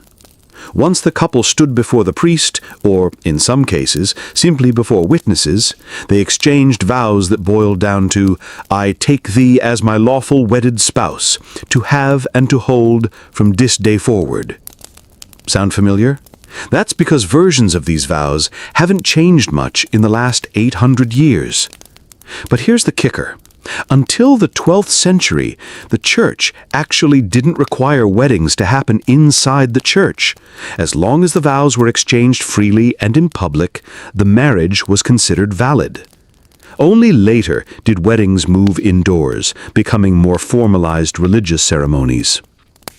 The priest, looking slightly harried, possibly because he's already had to break up 2 arguments about seating, offers a brief homily on the duties of marriage. Be faithful, be diligent, support one another through hard winters and lean harvests, and, of course, produce heirs. Lots of heirs, ideally. A medieval love story isn't complete without the subtle pressure of replacing yourself as quickly as possible. Historians still debate whether the ceremony was primarily a religious sacrament or a civil contract wrapped in holy language. Both sides have a point. The church definitely wanted it to be sacred. The villagers mostly wanted it to be official and done before the afternoon rain hit. And then come the symbolic acts. The couple joins hands, the hand-fasting ritual, sometimes with a ribbon or cloth wound around their fingers, symbolizing their bond. In some regions, a coin is passed between them, representing the sharing of wealth.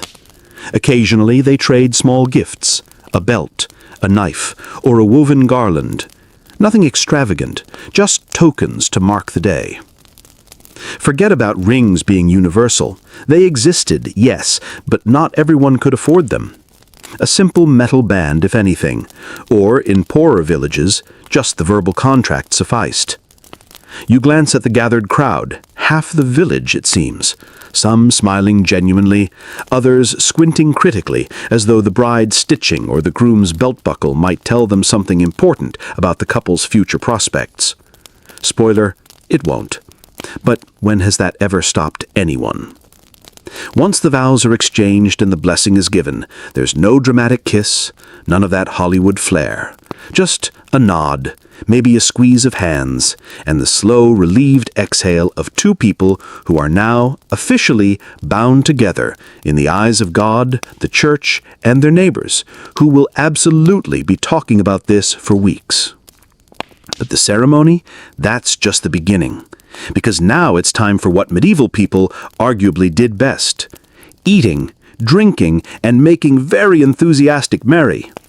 The feast kicks off with a parade from the chapel back to the village square, or sometimes to the largest family home if the weather's sour.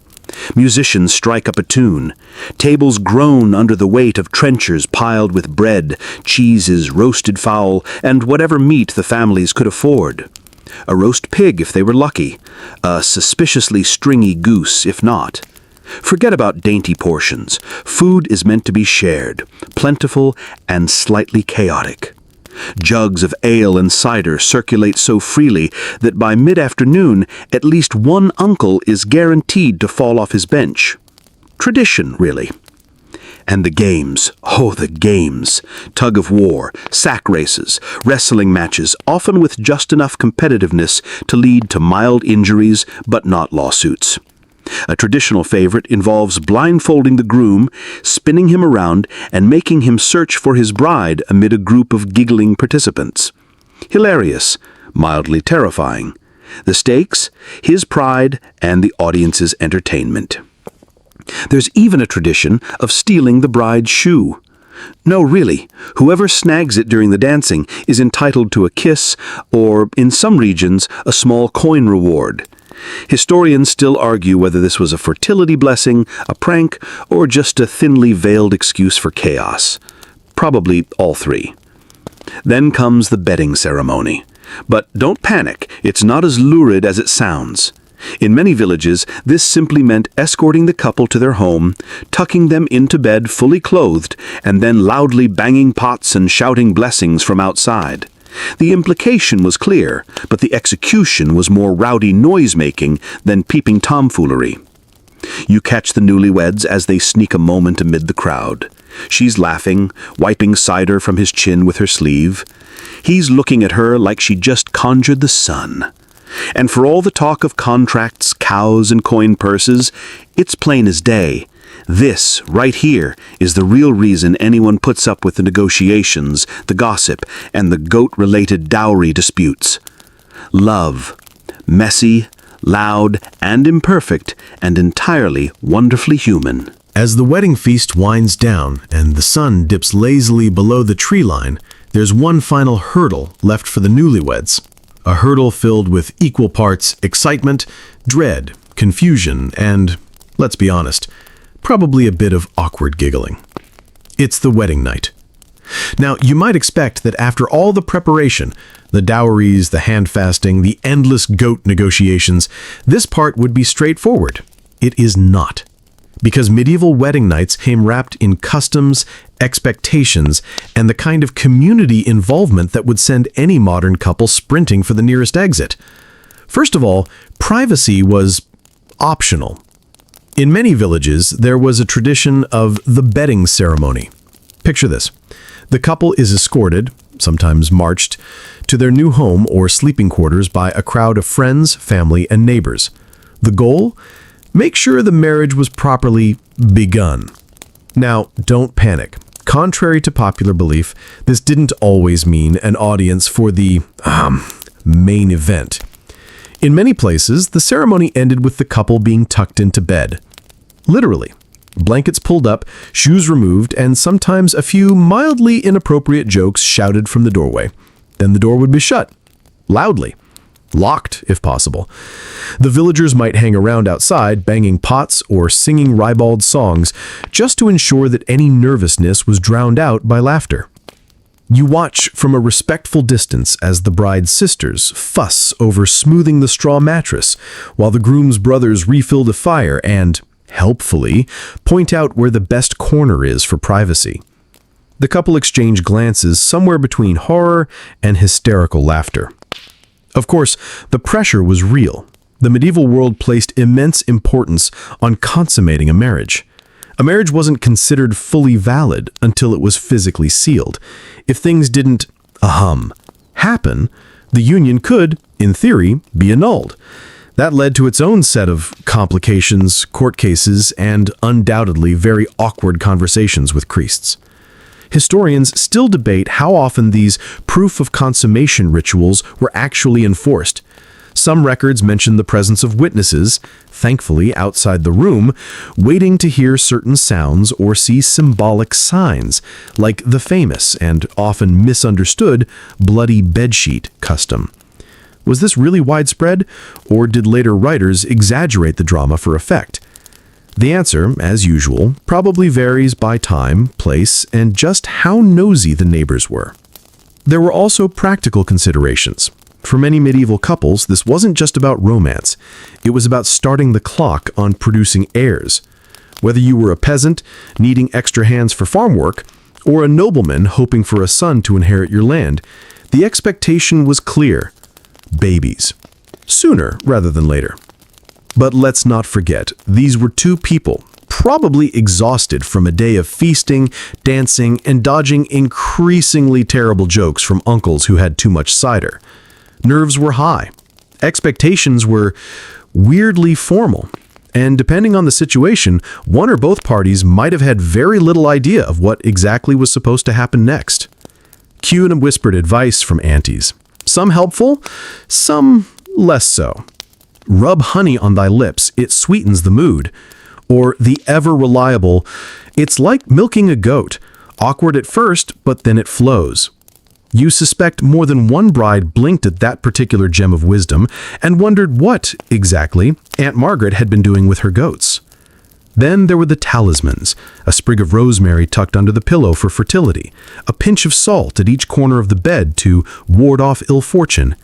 Some even stitched symbols, tiny hearts, knots, or stars into the seams of the bed sheets, as if a bit of extra embroidery might coax fate into being kinder. Not all bedding nights were sweet. Sometimes nerves won. Sometimes exhaustion won. There are even records of couples simply falling asleep fully dressed while the crowd outside cheered anyway, oblivious to the fact that the most exciting thing happening inside was a particularly loud snore. And sometimes, often in fact, love grew slowly from this night, onward. Medieval couples rarely married for passion alone. More often they built affection from familiarity, shared chores, and the slow comfort of growing into each other's lives. A husband learning his wife's favorite way to weave bread. A wife discovering that her husband always forgets to latch the goat pen. The romance, such as it was, lived in these small daily acts far more than in the grand declarations. Outside the cottage, the villagers finally begin to drift away, their laughter fading into the night. The steward's daughter throws one last glance toward the falconer's apprentice, who lingers near the edge of the square, hands shoved deep in his pockets, pretending he's just inspecting the moon. They both know, quietly, without saying it, that they're wondering what their own wedding night might someday look like. And behind that newly shut door, the newlyweds sit side by side on their straw mattress. For a moment, there's silence. Then he turns, grins sheepishly, and offers, "Well, we survived the goats, the ants, and the shoe theft. Shouldn't be anything harder than that." She laughs. And whether it's love, friendship, or simply the start of something they'll figure out together, the journey begins. As the wedding feast winds down and the sun dips lazily below the tree line, there's one final hurdle left for the newlyweds, a hurdle filled with equal parts excitement, dread, confusion, and, let's be honest, probably a bit of awkward giggling.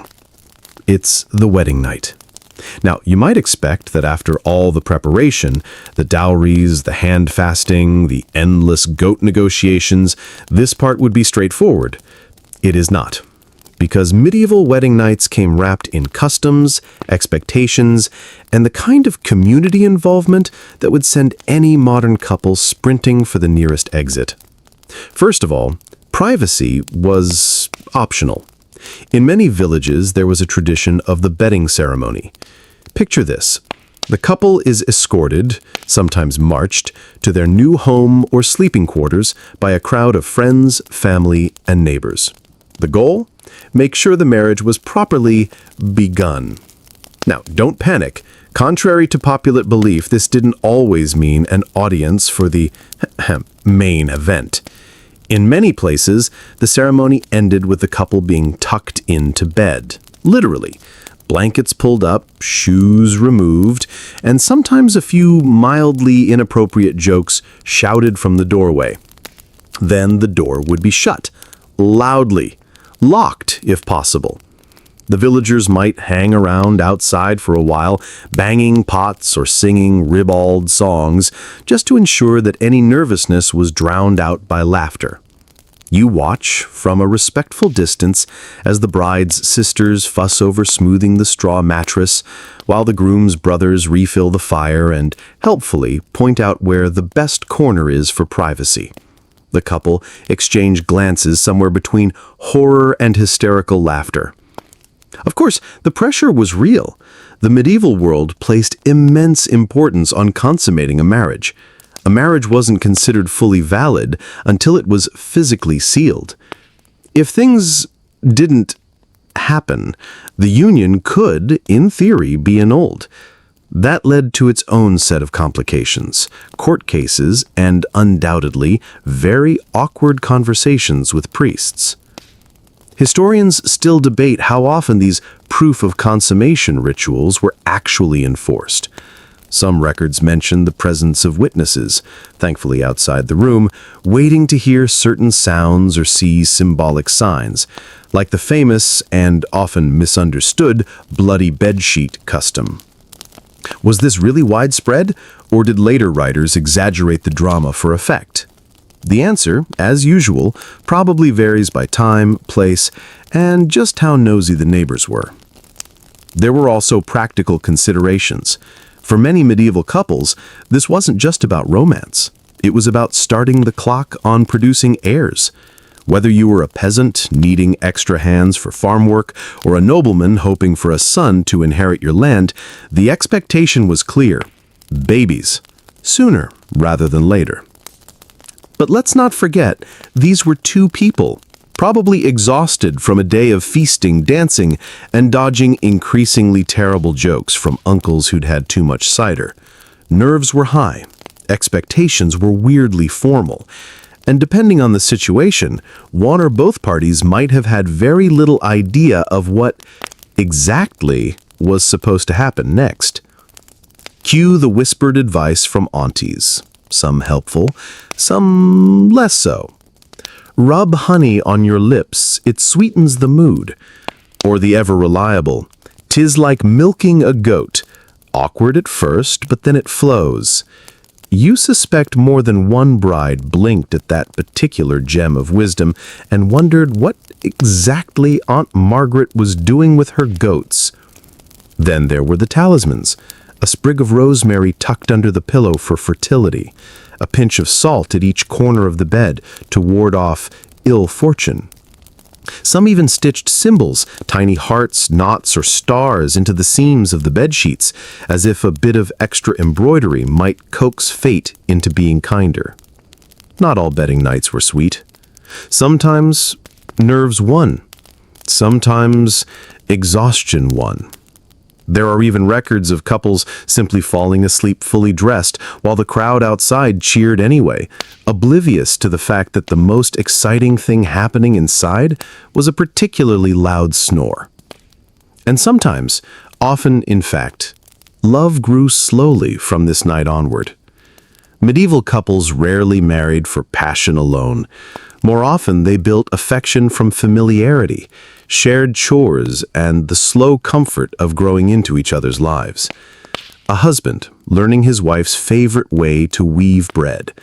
A wife discovering that her husband always forgets to latch the goat pen. The romance, as such it was, lived in these small daily acts far more than in the grand declarations. Outside the cottage, the villagers finally begin to drift away, their laughter fading into the night. The steward's daughter throws one last glance toward the falconer's apprentice who lingers near the edge of the square, hands shoved deep in his pockets, pretending he's just inspecting the moon. They both know, quietly, without saying it, that they're wondering what their own wedding night might someday look like.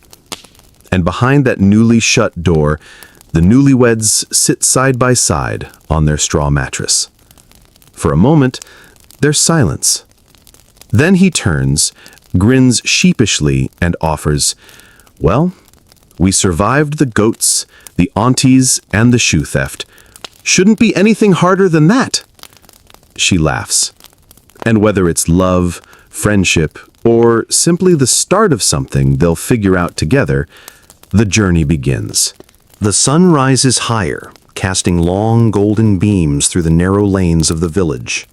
Smoke curls from chimneys. Roosters strut like they own the place. It's another day, and whether anyone likes it or not, life continues, especially for those who live and love on the peasant side of the medieval world. Here, beneath the vaulted halls of nobility and far from the lofty ideals of courtly love, romance looks different. Less poetry, more pig feed, less embroidered silk, more mud-caked boots. But make no mistake, love among the peasants is every bit as real, messy, and oddly heartwarming as anything happening in the castles. You step into the bustling yard behind a pair of timber-framed cottages. A young woman stoops to gather eggs, tossing suspicious looks toward the chicken who definitely remembers yesterday's theft of its favorite nesting spot. Nearby, a young man splits logs, occasionally glancing in her direction when he thinks she's not looking. Spoiler, she's looking too.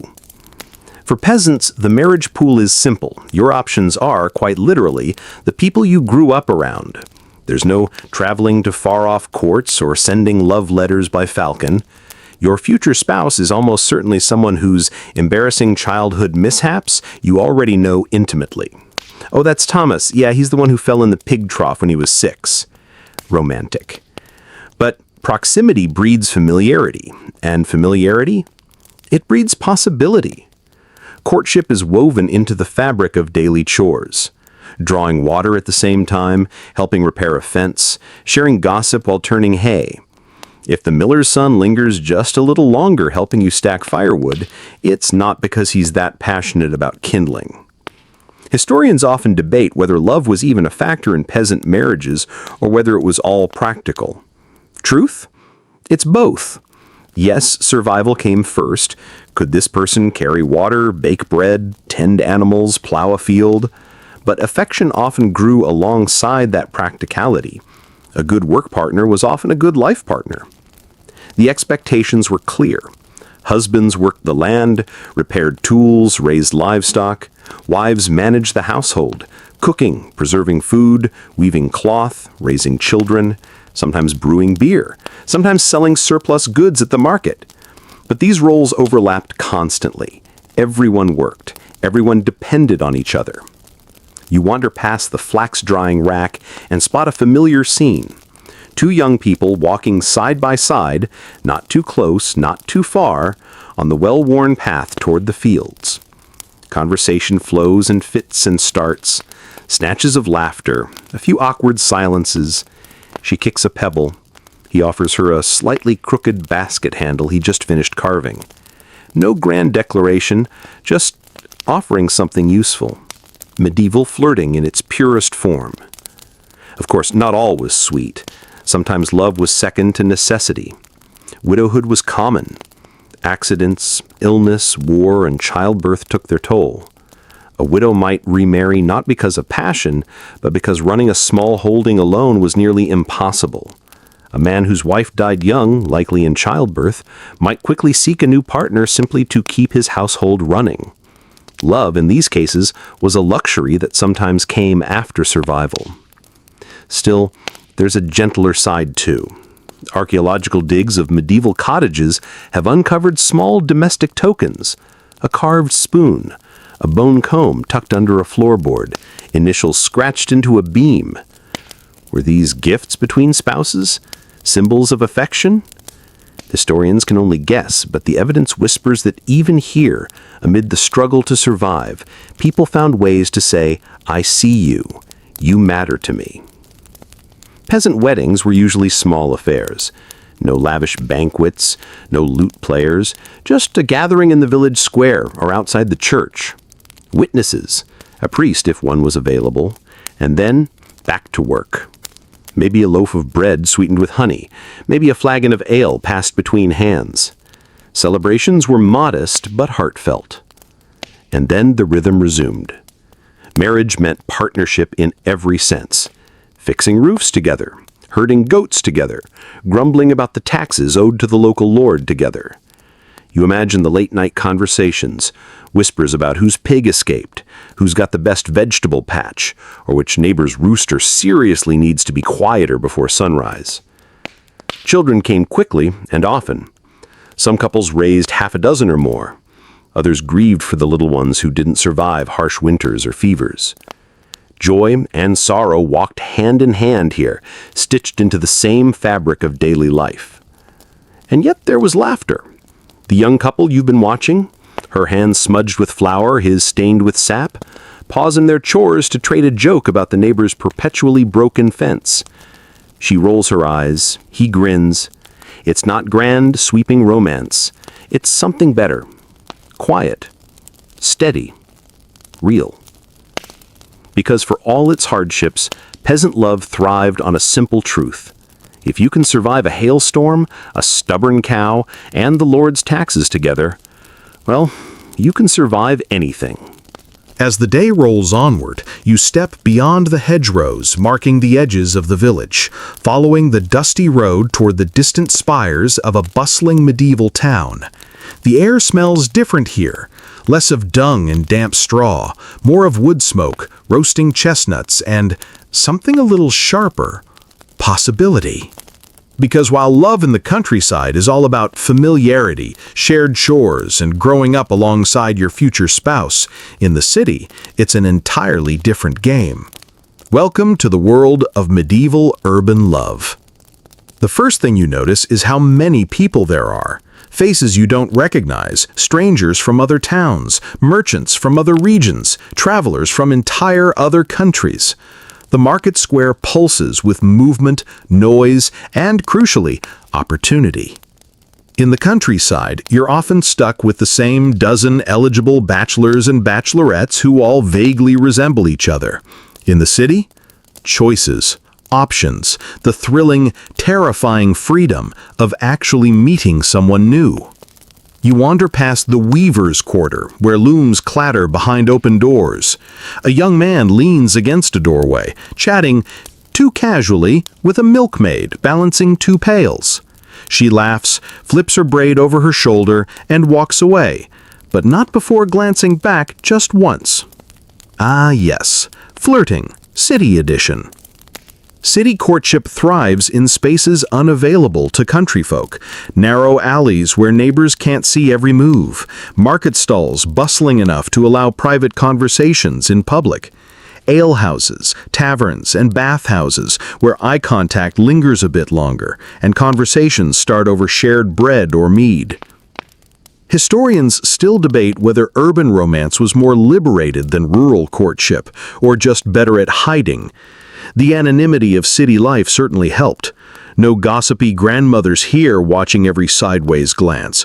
No church warden keeping a suspicious tally of who lingered by the well. If you were careful, you could flirt freely, maybe even carry on a romance without half the town knowing. Maybe. That doesn't mean rules disappeared. The guilds had their own codes. An apprentice wasn't supposed to marry until he became a master. Too unstable, no steady income. But apprentices, being young, stubborn, and very much alive, often had other ideas. You overhear one baker's apprentice muttering to a friend, "Master says no weddings till I've baked my 1,000th loaf." But no one said anything about dancing. Clever. Taverns, in particular, become unofficial matchmaking spaces. Somewhere between the clink of mugs and the shuffle of dice, conversations begin. You watch as a candlemaker's daughter negotiates not for tallow, but for time, a conversation shared over a cup of weak ale, a smile traded across a dimly lit room. Bathhouses, yes, those existed, were also unique spaces. Technically public, technically respectable, mostly, they allowed men and women to share space in ways that would scandalize the countryside.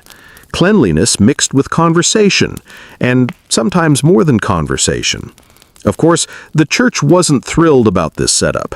Priests regularly preached fiery sermons warning that the steam of bathhouses could fog not just mirrors, but morals. Did anyone listen? Not really. Urban festivals also offered golden windows for romance. Masquerades, yes, even medieval ones, allowed for playful anonymity. A young woman in a fox mask might flirt outrageously with a boy behind a stag's mask, neither entirely sure who the other is, until the masks come off. Or maybe they don't.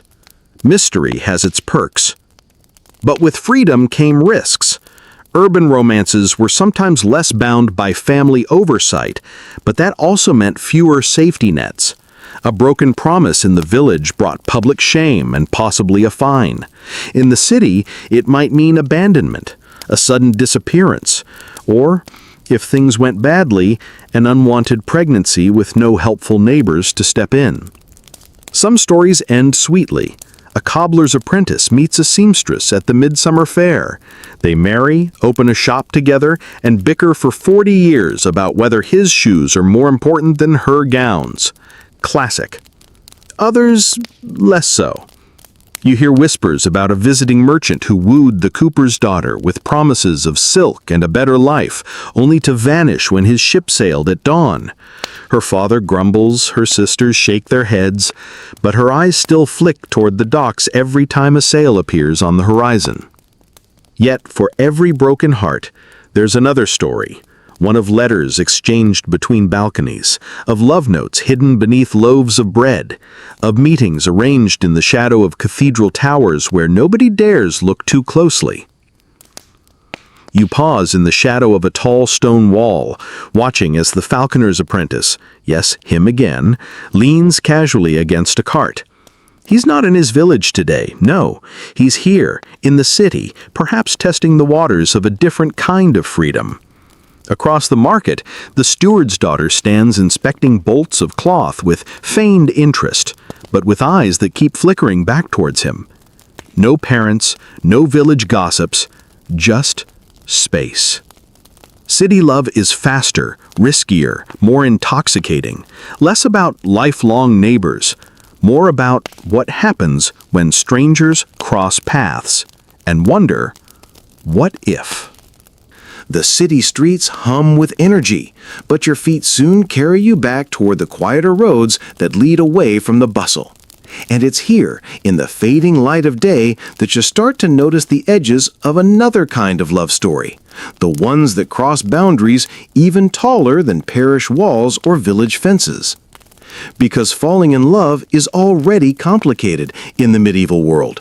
But falling in love across social classes, that's a whole different level of dangerous and deliciously irresistible. You pass a manor's outer wall, just in time to see a familiar little scene unfold. A young servant boy, his hands dusty from chopping kindling, pauses as the lady of the house walks by. She's dressed in fine wool, her hair carefully braided, her belt stitched with silver thread. Their eyes meet, just for a second, long enough for everything unsaid to ripple between them like the shimmer of heat on summer stone. Historians have combed through manorial court records, personal letters, and the margins of dusty chronicles, piecing together the truth. Cross-class romances were real, risky, often frowned upon, sometimes forbidden, but real. And the rules? Oh, they were brutal. For a noble to marry beneath their rank without permission was scandalous. Worse, it could lead to disinheritance, fines, or, depending on how stubborn the family was, a hasty trip to the monastery to reconsider one's life choices. A noblewoman marrying a commoner was especially controversial, since her children would inherit his status, not hers. Men had a little more leeway. If you were a nobleman, you might take a lower-class woman as a concubine, a mistress, or even as a quietly acknowledged partner. But marriage, that was trickier. The family would fight it tooth and nail, unless the commoners suddenly found themselves gifted a tidy parcel of land and a suspiciously fancy title. Elevate the man, and technically the rules got less complicated. Medieval loopholes. Gotta love 'em. And yet, it happened. Over and over. Secret meetings in orchard groves. Love letters hidden beneath saddle straps. Coincidental encounters in the manor's herb garden that definitely weren't coincidental. But love was only part of it.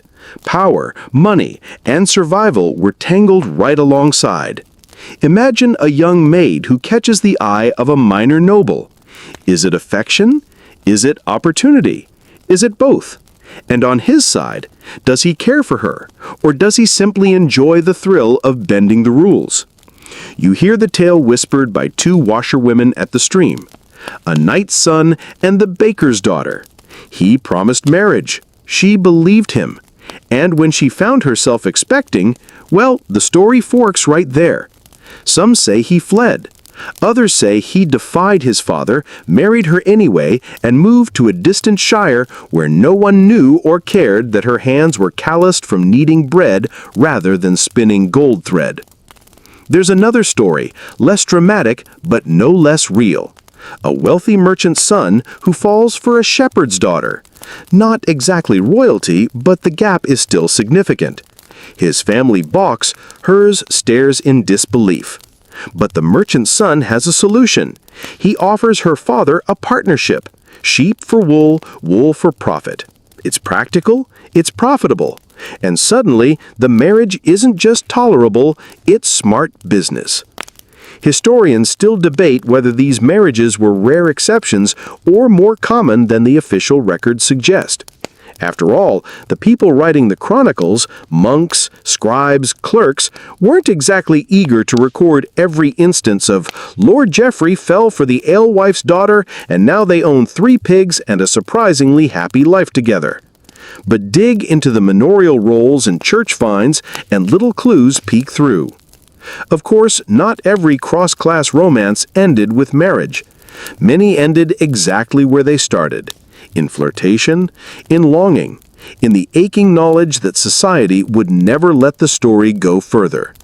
But sometimes people ignored the rules anyway. You pause by a hedgerow and spot a scene unfolding that feels as old as time. The stewardess daughter, her hands tucked nervously behind her back, stands by the gate where the falconer's apprentice waits. Not a noble, not a lord, just a boy with a bird on his glove and a future that doesn't yet have a clear shape. Their conversation is hushed, words you can't quite catch. But you don't need to. It's all there in the way she bites her lip, the way his foot scuffs the dirt, the way both glance over their shoulders, not with guilt, but with that specific mixture of thrill and fear that comes when you know you're standing right on the line between what's allowed and what isn't. Because cross-class love in the medieval world isn't just about who you want. It's about whether you're brave enough and stubborn enough to risk everything for them. The path curves along the edge of a sleepy orchard, and as you wander beneath branches heavy with early fruit, a different kind of story begins to unfold. Because not every medieval love story was about grand gestures, secret meetings, or forbidden glances.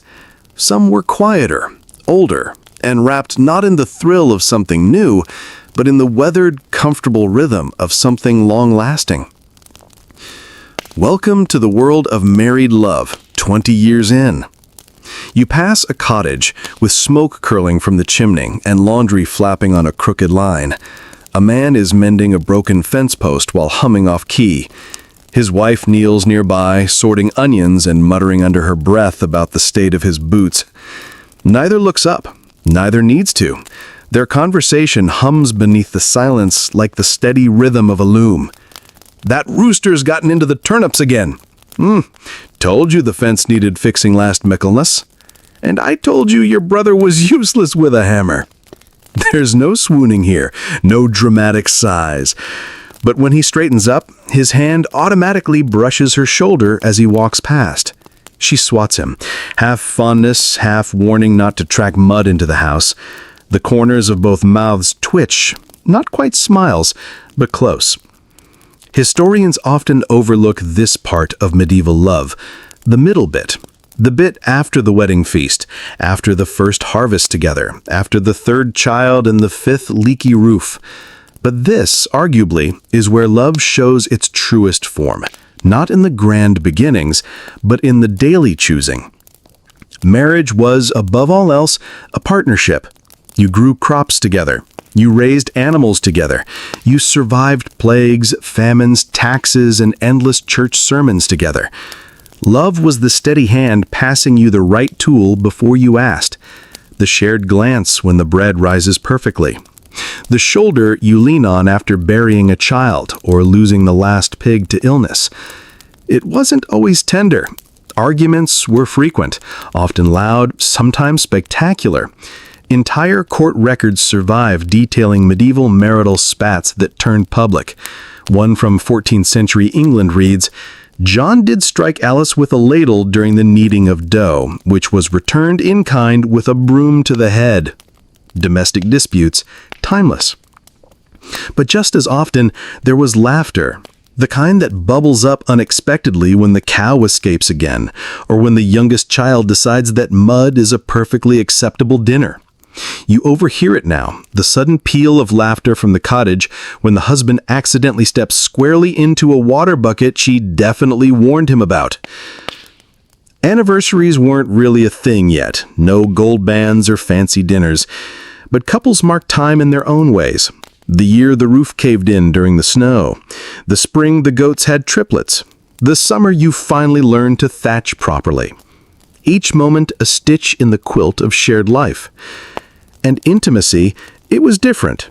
Less about candlelit seduction, more about familiar hands brushing as you knead bread side by side, about the comfort of shared silence while repairing a broken cartwheel, about the small everyday rituals, her braiding his hair before he heads to the fields, him remembering to leave the best apple from the harvest on her stool by the hearth. Historians still debate whether these marriages were happy. The written records skew toward conflict. The dramatic bits were the ones worth writing down. But scratch beneath that surface and you find evidence of companionship, tenderness, and endurance. The discovery of matching combs buried side by side. A husband leaving land not only to his sons, but to my beloved wife who stood beside me through the hard winters. Small lines, huge meaning. Children grew up watching this dance, watching how love wasn't always about grand words, but about whether someone remembered to patch your tunic before market day, or whether someone saved you the softest bit of bread crust. They learned that love was a verb before anyone ever taught them the word itself. As you step past the cottage, you see them pause in their work. He gestures toward the crooked fence. She sighs, wipes her hands on her apron, and picks up a hammer. Side by side, they set to fixing it. Not quickly, not perfectly, but together. Always together. And in that quiet act, unremarkable to anyone else, you see it for what it is. A love not built on fireworks, but on firewood. Not on stolen kisses, but on shared burdens. A love not for the songs of bards, but for the real, steady music of a life lived hand in hand. Because sometimes the most romantic thing in the medieval world is just someone remembering to shut the gate behind the goats. The road leads you farther now, winding beyond the cozy embrace of village and manor, past fields stitched with furrows and meadows humming with bees. Ahead loomed something altogether grander, colder, and, let's be honest, far more complicated. The stone walls of a castle. Welcome to the tangled, duty-laden, and occasionally scandalous world of noble love. Here, love isn't just personal, it's political. Every glance, every whispered conversation, every marriage proposal carries the weight of land, inheritance, and alliances that could reshape entire regions. You pass through the castle gates and into the courtyard, where a young squire is wrestling with a saddle while sneaking sidelong looks at the lady's maid passing by with an armful of linens. Nobody comments, but the kitchen boy nearby grins behind his hand. Because even here, beneath banners stitched with lions and eagles, love still blooms in stolen moments. But for the lords and ladies themselves, it's rarely so simple. Noble marriages aren't about choosing who makes your heart flutter. They're about who owns the most profitable estate, whose uncle commands an army, and whether your children will inherit 3 mills and a particularly valuable sheep pasture. Marriages are arranged, often when the future bride and groom are still children. Betrothals are signed like treaties. The young couple might not even meet until the wedding feast, where they'll smile politely over trenchers of meat pie and quietly wonder what exactly they've just gotten themselves into. Yet, despite the cold practicality, love sometimes sneaks in anyway. Sometimes slowly, like ivy curling over stone. Sometimes all at once, like a storm crashing over the battlements. Historians still debate how common genuine affection was among noble couples. Letters from certain eras show tenderness, humor, and deep companionship. "My heart is heavy when you are far, dearest," one knight writes to his wife before battle. But others make it clear that duty always came first, and love, if it came at all, was a lucky bonus. You step into the great hall, where the lord of the castle lounges in a carved chair, idly listening to a minstrel's song.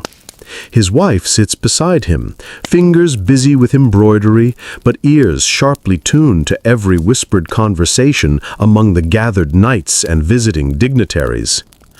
Court life is a game of alliances, after all, and love, or the appearance of it, is just another piece on the board. Courtly flirtation is subtle, elaborate, and laden with ritual. A glance from behind a painted fan, a hand brushing accidentally against silk-draped sleeves, a scrap of poetry tucked into the fold of a glove. If the world of peasant love is a sack of flour and a well-timed smile at the market, noble love is a chessboard, beautiful, deliberate, and perilously easy to misstep upon. And then there's the tournaments. Ostensibly about proving one's martial skill, they are, let's be honest, also about impressing certain eyes in the crowd. A knight rides with a lady's favor, a scarf, a ribbon, tied to his lance. He gallops full tilt at his opponent, both to win glory and to perhaps win a glance, a smile, maybe even a word exchanged beneath the banners after the dust settles. But what happens when the heart rebels against the duty? When a lady falls not for the aged duke her father insists upon, but for the penniless third son of a minor knight? When a lord grows tired of the elegant, distant bride chosen for him and finds his thoughts wandering instead to the clever, laughing seamstress who patches his surcoat? You overhear a whispered story from the laundress folding sheets by the fire.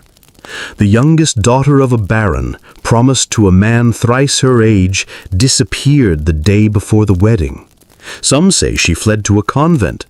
Others say a handsome falconer whisked her away under cover of darkness, trading silk for feathers and castles for freedom. Sometimes love triumphs. A noble might petition the king for permission to marry beneath them, citing extraordinary affection or simply stubbornness. Sometimes the king says yes. Sometimes he does not. There are records of denied marriages, annulments, even excommunications for those who defied the rigid social ladder. And then there's the messier side, the affairs, the secret trysts, and the paternity scandals that fill court chronicles with exactly the kind of juicy material historians pretend they aren't absolutely thrilled to uncover. Illegitimate children appear in family trees like quiet footnotes, sometimes acknowledged, sometimes erased, but always present. But let's not be cynical. Plenty of noble marriages grew into deep, affectionate partnerships. Shared stewardship over lands, joint decisions about crops, taxes, and castle repairs, laughter shared over the antics of squabbling servants.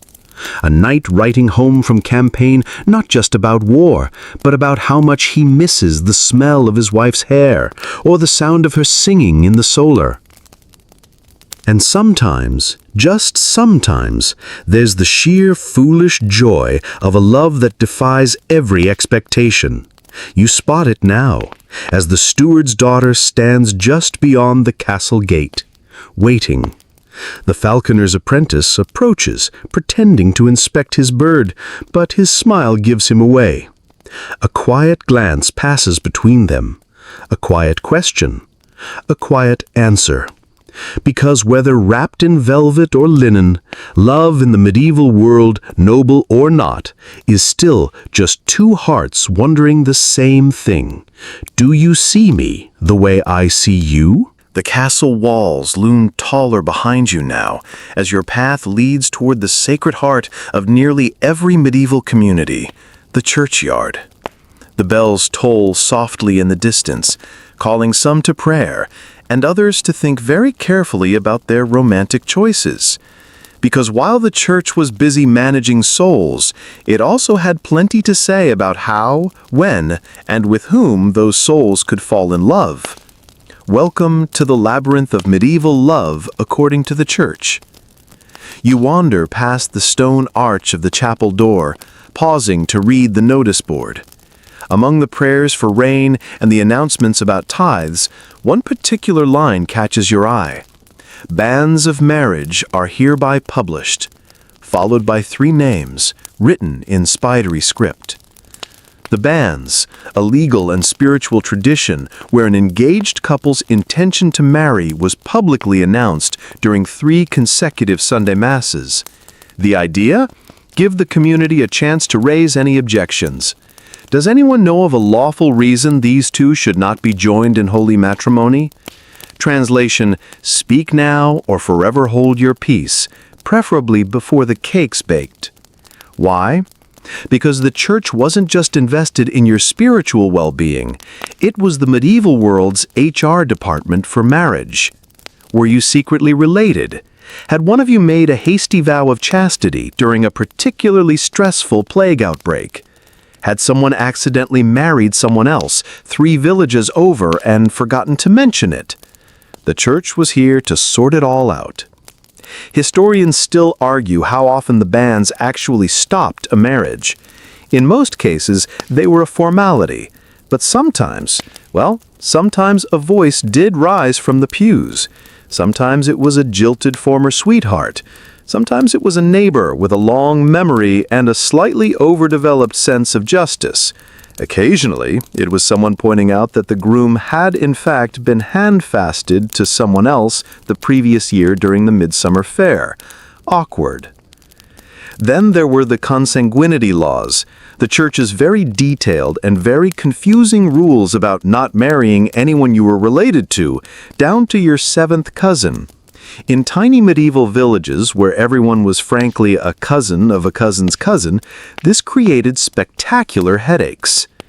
You pass the priest now, his robes flapping as he chats sternly with an anxious young man, likely reviewing whether marrying his intended second cousin's step-niece's daughter's half-brother's widow is technically allowed. Spoiler, it probably isn't. But exceptions could be bought. Enter the dispensation, an official pardon from the bishop, granted, generously, for a fee. Of course, the church wasn't just the obstacle, it was also the protector. Marriage was a sacrament, a holy bond. Priests blessed unions, offered counsel, and reminded couples that love wasn't just about affection, it was about mutual support, faithfulness, and the raising of children in the light of God's grace. And yet, even as the church sermonized about purity and duty, medieval people were, people. They lived in the messy space between the ideal and the real. Affairs happened, premarital dalliances happened, promises whispered in moonlit gardens sometimes didn't survive the dawn. The church sighed, scolded, fined, and forgave, over and over and over again. One tradition you notice now is the churching of women, a blessing given to mothers after childbirth. It was partly a ritual of purification, childbirth being seen as, let's say, spiritually messy, but also a community celebration of a family's continued growth. Watch closely, and you'll see husbands hovering nearby, anxious and proud, pretending they aren't grinning as their wives are welcomed back into public life. Confession also played its role in love. You imagine the awkward conversations behind that wooden screen. "Forgive me, Father, for I have sinned. Speak, my child. I might have accidentally kissed Thomas behind the grain mill last week, twice." Penance might involve prayers, fasting, or a promise to avoid near occasions of sin, which everyone knew meant stop meeting Thomas behind the grain mill. The church even had rules about when you could marry. Lent? Nope. Advent? Also no. Certain feast days? Definitely not. If you were hoping for a spontaneous elopement, better check the ecclesiastical calendar first. But despite all the regulations, restrictions, and the occasional thunderous sermon, the church was also a witness to the sweetest moments of medieval love. It was here, beneath the vaulted stone arches, that hands clasped in nervous promises, that prayers were whispered for safe childbirth, for a good harvest, or for a spouse returned safely from war. It's here, as you watch, that the steward's daughter slips quietly into the chapel. No falconer's apprentice this time, just her alone, lighting a candle. Perhaps a prayer for clarity, perhaps for courage, or perhaps for something as simple and as complicated as love. Because even with rules stacked higher than cathedral spires, hearts still wander, still hope, still whisper, quietly enough that only heaven hears it, "Let it be." As the bell tolls and the chapel doors close behind the last of the parishioners, you step away from the solemn weight of stone and scripture and back into the bright, bustling tapestry of daily medieval life. Because beyond courtship, weddings, and prayers for happy marriages, there's another often overlooked chapter in the medieval love story. What happens when things don't go according to plan? Welcome to the world of breakups, betrayals, and broken promises. If you thought modern heartbreak was messy, medieval heartbreak had its own spectacular flair. And unlike today, there was no clean unfollow button or dramatic text message to end a relationship. No, if things went south in the medieval world, it often played out in full view of the community. Loud, legal, and sometimes with livestock involved. You stroll past the village's small manorial court, where disputes are aired and judgments made. A crowd is already gathered. At the center, a red-faced young man is arguing, loudly, that he never actually promised marriage to the weaver's daughter. She stands nearby, arms crossed, glaring with the weight of someone fully prepared to remind him, out loud, of exactly what he said behind the grain mill during midsummer. Breach of promise cases were very real. If someone publicly promised marriage, or if the community believed a promise had been made, whether whispered during a festival or muttered after a few too many cups of cider, that person could be taken to court if they failed to follow through. The injured party could demand damages, coins, goods, or sometimes even the return of gifts like ribbons, rings, or a fat goose. No joke. Several records document lawsuits demanding the return of a betrothal goose. Historians still debate how often these cases were truly about love versus how often they were about salvaging one's reputation. In a world where a broken promise could ruin a woman's chance at future marriage or leave a man mocked for being flighty or unreliable, these weren't just emotional injuries. They were social and economic blows. You listen as the bailiff reads out the charges. Did promise with words of the present tense to wed, then did flee. The crowd murmurs. The young man stammers that he meant it in a general way. The weaver's daughter snaps back that thy general words were most specific when thy hands were upon my apron. Ouch! Medieval sass is alive and well. And if betrayal escalated beyond mere words, oh, then it got spicy.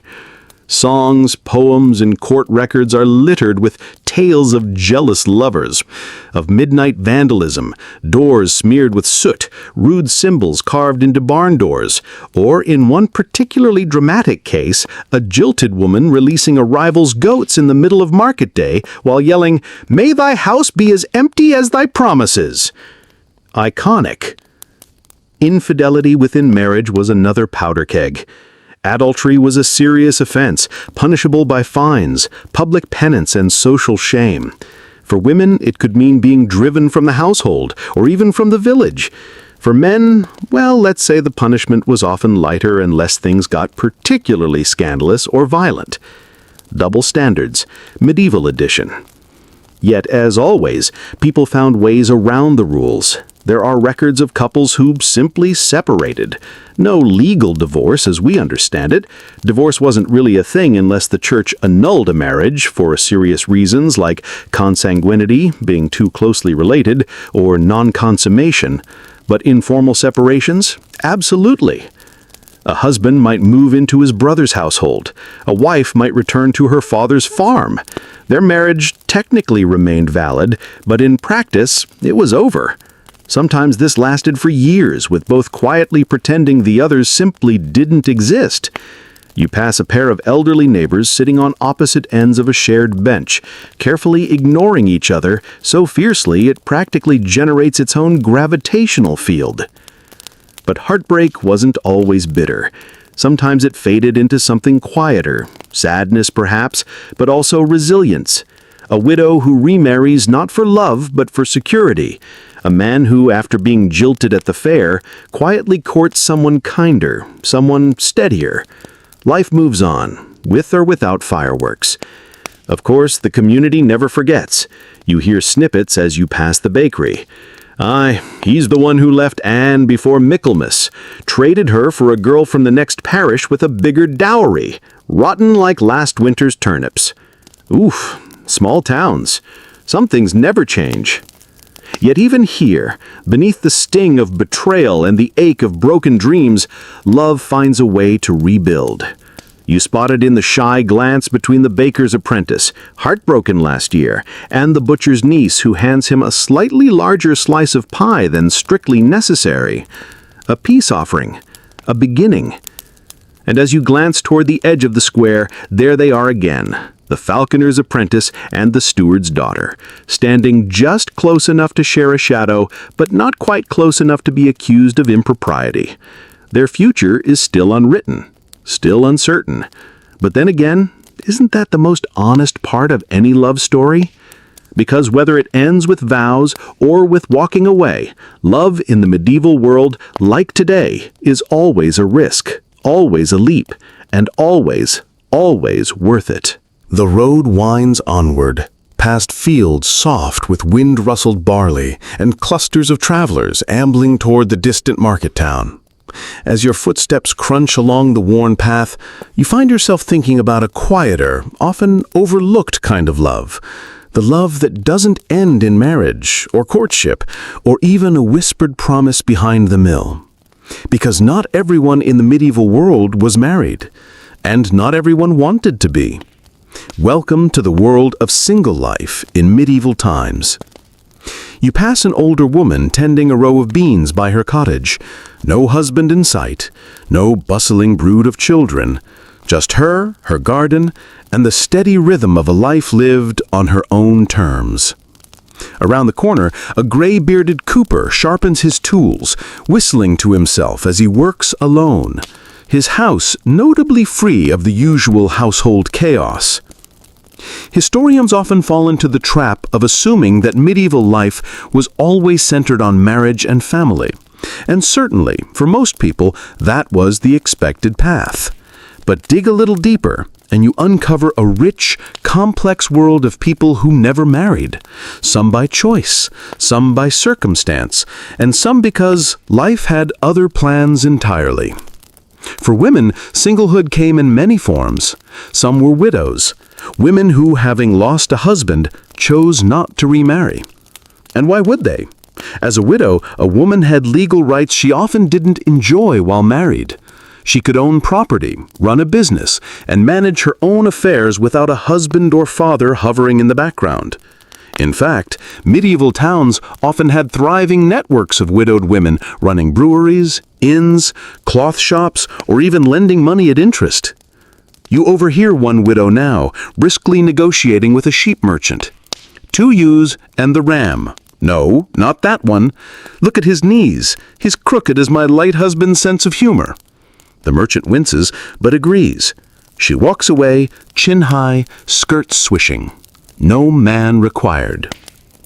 And then there were spinsters, the unmarried women who never entered marriage at all. Sometimes it was by choice. Sometimes it was due to lack of dowry, family misfortune, or simply bad luck. But the stereotype of the lonely, bitter spinster? Modern invention. In medieval times, spinsters often lived with extended family, contributed to household income, and formed deep, lifelong friendships with other women. In fact, there's a beautiful, often invisible layer of platonic love in medieval life. Close female friendships, marked by shared work, whispered secrets, and sometimes the quiet, unsung intimacy of simply being chosen family. For men, bachelorhood was slightly different.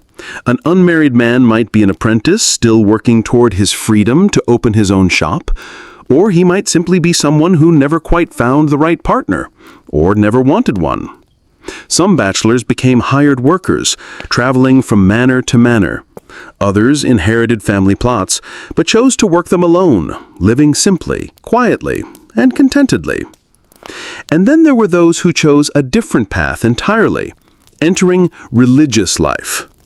Monks, nuns, friars, and anchorites stepped outside the world of romantic love.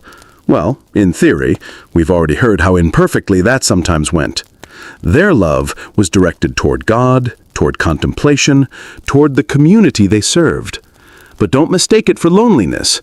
Many monastic letters are filled with warmth, humor, and deep affection, just woven in different threads than romantic love.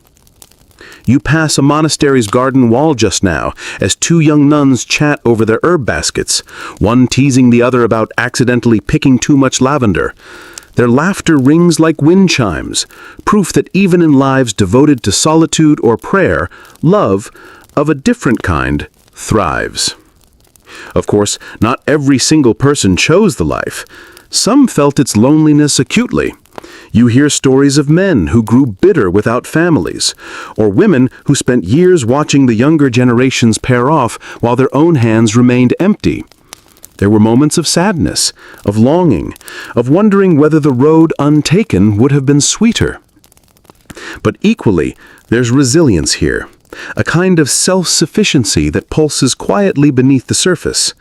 Singlehood wasn't always seen as lesser. In some periods it was respected, in others merely tolerated. But always it was a fact of life, just another thread in the patchwork of the medieval world. You watch now as the steward's daughter pauses by the well, speaking softly, not to the falconer's apprentice this time, but to her friend, the baker's niece. The conversation is easy, unhurried. They laugh, sharing some private joke that has nothing to do with marriage, matchmaking, or even anyone's approval. Just two people glad for each other's company. Because sometimes love in the medieval world isn't about romance at all. It's about friendship, about kinship, about the quiet, unwavering choice to walk life's winding path together, even if there's no wedding, no feast, no formal vow to mark it. And in its own way, that might be the most enduring love of all. The sun dips low again, casting long shadows that stretch across the cobbled lanes and fields now burnished gold. As the day folds itself into twilight, another thread of medieval love emerges, one that drifts beyond the boundaries of the physical world, carried by ink, parchment, and the sweeping curve of a quill. Welcome to the world of medieval love letters. You pause by the village scribe's workshop, where the faint scratching of pen against vellum echoes beneath the soft flicker of lamplight.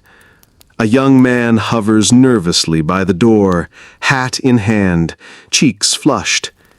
Inside, the scribe adjusts his spectacles, sighs with the gravity of someone who's about to ghostwrite yet another poetic plea for affection, and dips his quill into ink.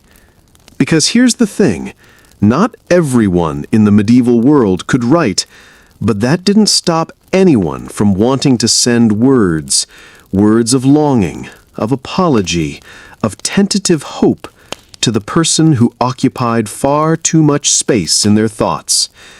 Historians pore over the handful of surviving letters with the fascination of people peeking into the most private corners of hearts centuries gone.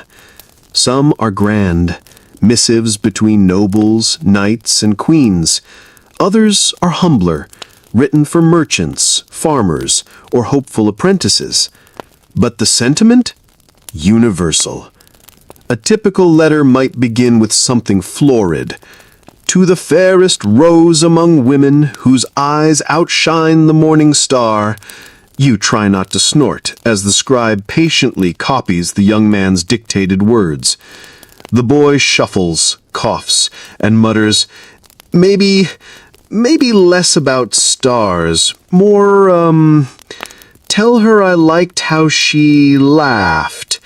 At the fair, when the goat sneezed. The scribe obliges, smoothing the words into something halfway between poetry and plain truth.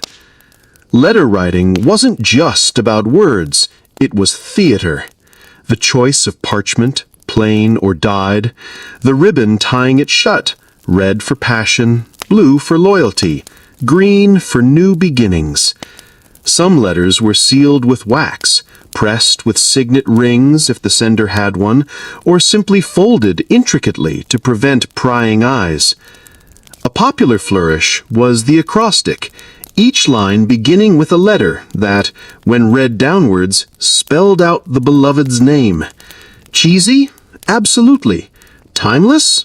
Definitely. And then there were the miniature illustrations.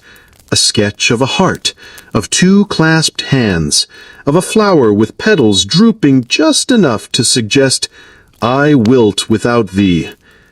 Historians still debate how common letter writing was among ordinary folk. Was it widespread?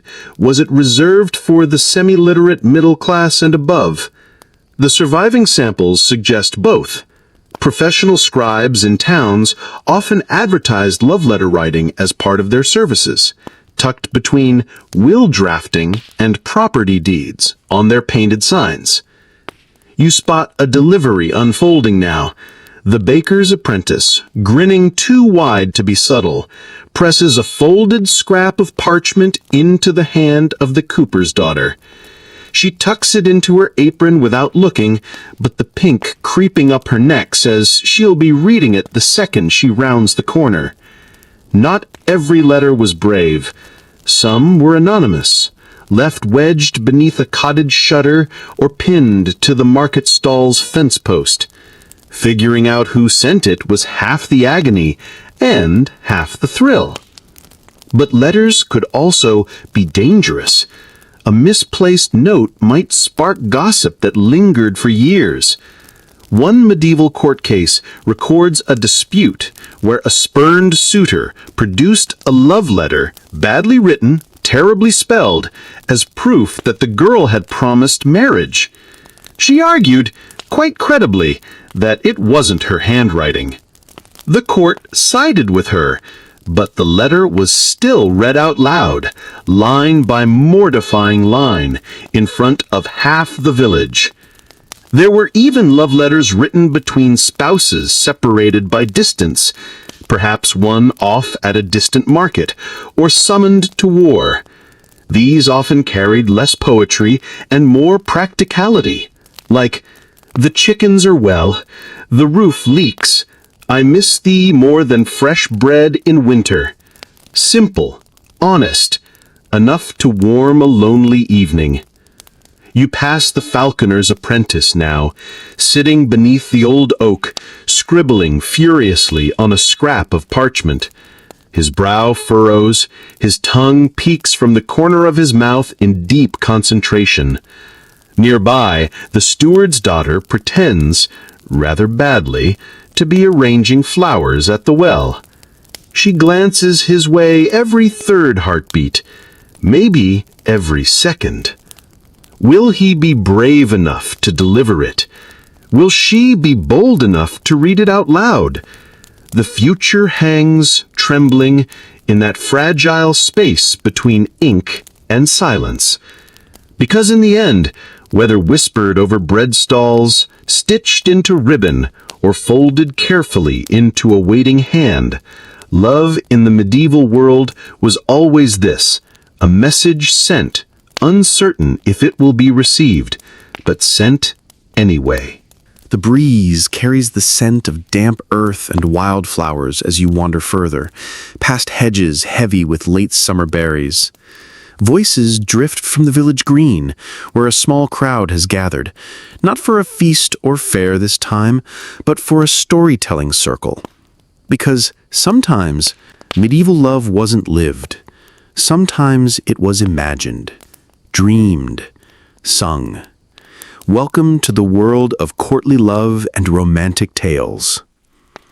A traveling minstrel stands at the center, lute in hand, spinning stories of far-off knights, golden-haired maidens, and impossible quests, tales that bear only a passing resemblance to the gritty realities of love in the nearby cottages. And yet, the audience leans in, captivated.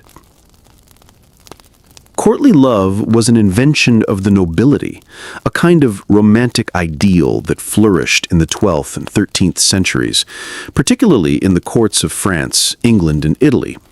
It wasn't about marriage. In fact, it often deliberately ignored marriage. Courtly love was about yearning, about longing, about loving someone you could never, or should never, have. You hear it now in the minstrel's voice. And Sir Alaric did spy the Lady Isolde, fairest of them all. But lo, she was wed to another. Still his heart burned with a flame that no duty could quench. This wasn't about practical partnerships. It was about suffering beautifully, proving one's love through acts of valor, poetry, song, or elaborate public sulking, preferably while signed beneath a window at midnight. Whether the lady even knew or cared was, frankly, beside the point. Historians still argue whether courtly love was ever intended to reflect real relationships, or whether it was always meant to be more performance art. A game of exaggerated gestures and florid language that let the upper classes flirt with emotion while avoiding the messy reality of marital politics. But for all its artifice, it left deep marks on medieval culture. The love sonnet, the serenade, the entire genre of romantic chivalric literature all trace their roots back to these ideals. You've heard the echoes yourself anytime someone says, "My knight in shining armor," without realizing it's shorthand for 1,000 years of awkward, pining poetry. Of course, the church had thoughts. Courtly love, especially when directed at married women, hovered dangerously close to encouraging adultery in spirit, if not in deed. Priests grumbled, moralists preached, but the nobles, lounging on velvet cushions and sipping spiced wine, mostly ignored them. You glance around the crowd. Not just nobles are listening. Peasants, traders, even the blacksmith's apprentice stand rapt, soaking in the story. Because while courtly love belonged to the upper crust in theory, in practice, its influence seeped everywhere. Songs filtered down, stories morphed. Even the farmhand mending the fence might mutter, half joking, but if only I had a fair maiden to sigh for. And yet, for all its lofty ideals, courtly love was hilariously impractical. A knight might spend years pining for a lady who never acknowledged him, composing elaborate verses about the curve of her wrist or the light in her eyes. Meanwhile, back at the manor, the lady was likely busy figuring out how to manage her household's dairy production without anyone burning down the granary. Still, it had power, the power to shape how people thought about love, not just as duty or alliance or survival, but as something transcendent, something worth writing about, singing about, longing for, even if it never arrived. You hear it now in the minstrel's voice. And Sir Alaric, after years of valiant deeds, wins not the hand of Lady Isolde, but her blessing, a single token of favor before riding off into a sunset filled with equal parts glory and unfulfilled yearning. The crowd sighs. Someone claps. Someone else mutters, "Fool should have just married the brewer's daughter and been done with it." Fair point. And then, through the thinning audience, you spot them again. The falconer's apprentice leans against the well, arms folded, watching as the steward's daughter fiddles with a loose thread on her sleeve. They aren't speaking yet, not quite, but the space between them hums with the same question that every troubadour, every minstrel, every sighing knight has ever asked, whether wrapped in velvet or homespun linen. Do you see me? Do you see me the way I see you? because while courtly love belonged to poems and palaces, the ache of wanting, even in this small, muddy village, is universal, timeless. The crowd from the storyteller's circle begins to drift away, swallowed by the growing twilight. But you linger, feet tracing the narrow path toward the edge of the village, where the fields melt into the quiet hush of the woods. Because if courtly love spun tales of sighing nights and unattainable ladies, there's another set of stories whispered in lower voices, less polished, less poetic, and perhaps more honest. Welcome to the world of folk love, festivals, and midnight meetings. Here, love is less about parchment and poetry and more about garlands of flowers, bonfires crackling under the stars, and hands brushing as they tie sheaves of wheat. You follow the winding trail toward a meadow, where preparations are underway for one of the year's biggest events, the Midsummer Festival. This is no small affair. Entire communities pitch in, dragging logs for the bonfire, weaving flower crowns, preparing enough bread, ale, and roasted meats to feed even the most robust appetites. But beneath the laughter, the dancing, and the clinking of jugs lies something else entirely: opportunity. Midsummer, May Day, harvest fairs, these weren't just excuses to take a break from work. They were vital matchmaking arenas. The rules of courtship softened. Chaperones grew conveniently distracted, and the flicker of firelight had a way of turning a passing glance into something warmer, braver, and altogether more dangerous. You watch as couples drift toward the maypole, its tall frame wrapped in colored ribbons, standing like a sentinel in the center of the green. Young men and women take hold of the ribbons, weaving in and out, laughter spilling like wine. And oh, the symbolism isn't subtle. Maypoles were fertility symbols as blatant as a rooster on a weather vane. The message? Spring has come. The world is blooming. So perhaps, should you? Folk traditions are laced with romantic rituals. A girl might pluck 7 types of wildflowers, placing them beneath her pillow to dream of her future husband.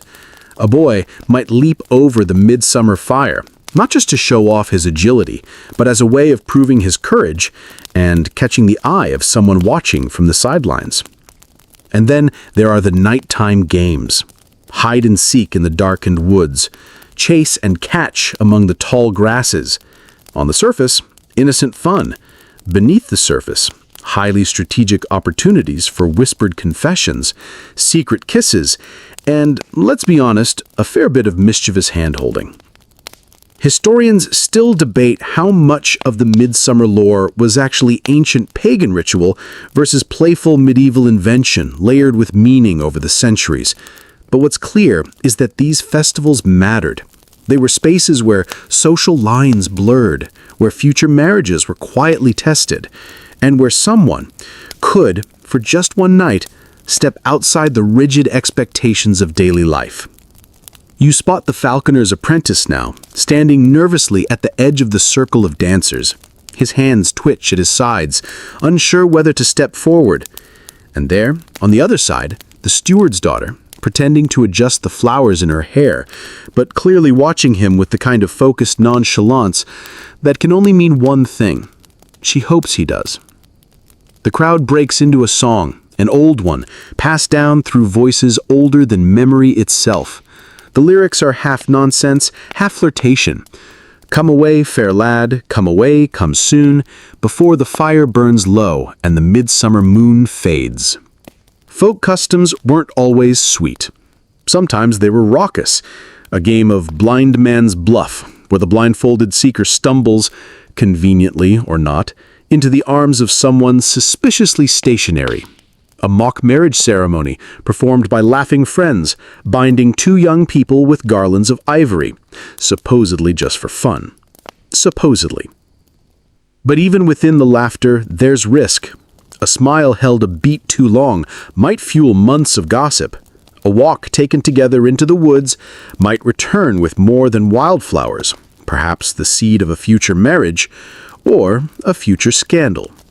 Folk belief offered protections too. A charm woven from rowan branches to guard against heartbreak. A whispered rhyme to ensure that a love confessed beneath the midsummer moon would last until the next. Whether these worked?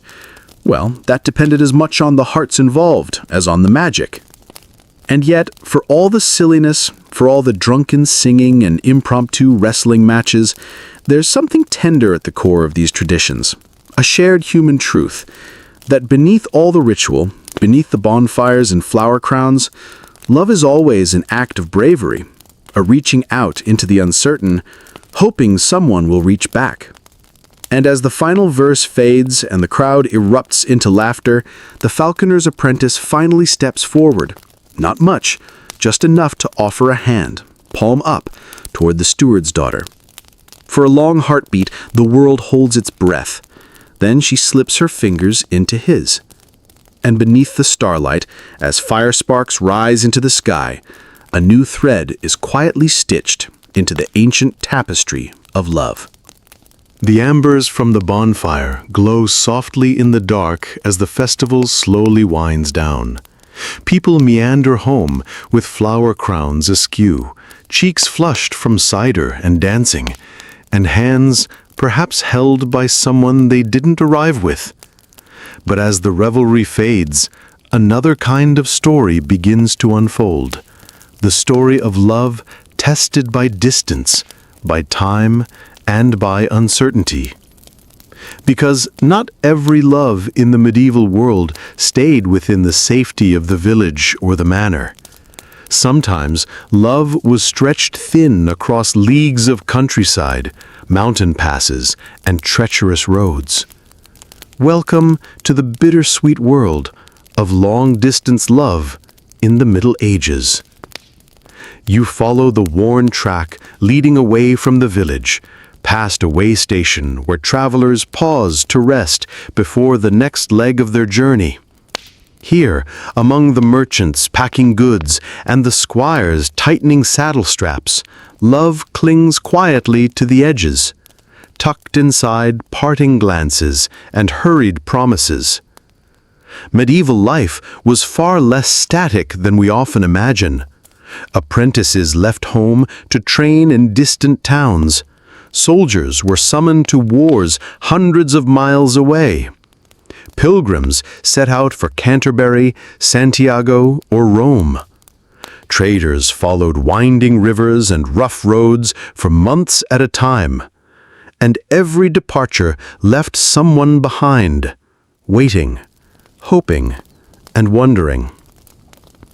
You pass a weaver's workshop where a young woman sits at her loom, her fingers moving automatically as she stares out the window.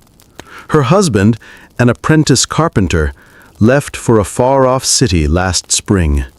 He'll be back when the master declares him ready. Or maybe not. She doesn't know. No one ever really does. In a world without text messages, without phones, even without reliable mail, long-distance love relied on sheer stubborn faith. Messages traveled by word of mouth, entrusted to passing merchants or fellow pilgrims. Letters were rare treasures, sometimes arriving weeks, months, or even years after being sent, if they arrived at all. Historians still debate how common it was for ordinary medieval folk to send written letters. Among merchants, clergy, and the educated, quite common. Among peasants, less so, but not unheard of, especially with the help of a literate neighbor or a hired scribe. But whether the words were written or simply spoken at the roadside, the ache of waiting was universal. Imagine the tension of standing at the crossroads, squinting at the horizon, hoping the next rider brings news. Or the slow dread of winter creeping in with no word, no sign, no proof that the promise made months ago still holds. But love, being the persistently inconvenient thing that it is, adapted. Tokens stood in for presents, a woven bracelet, a scrap of ribbon worn beneath a tunic, a pressed flower tucked into a pouch. Lovers whispered blessings over these items, convinced that as long as the token was carried, so too was their connection. You hear the story from a gray-bearded carter resting by his wagon, a shepherd who fell in love with a girl from the next valley. They met once a month at the market, trading wool and sweetbread and promises. When war came and he was conscripted, he left her a wooden whistle he'd carved. Legend has it, she played it every evening at dusk until the day he finally came walking down the road, thinner but grinning and very much alive. Of course, not all long-distance love survived. Some faded quietly, worn thin by time and silence. Others ended with harsh news delivered by a passing stranger, a ship sunk, a plague, a marriage arranged elsewhere. You imagine the quiet grief of someone waiting by the hearth for a letter that never comes. And yet others endured.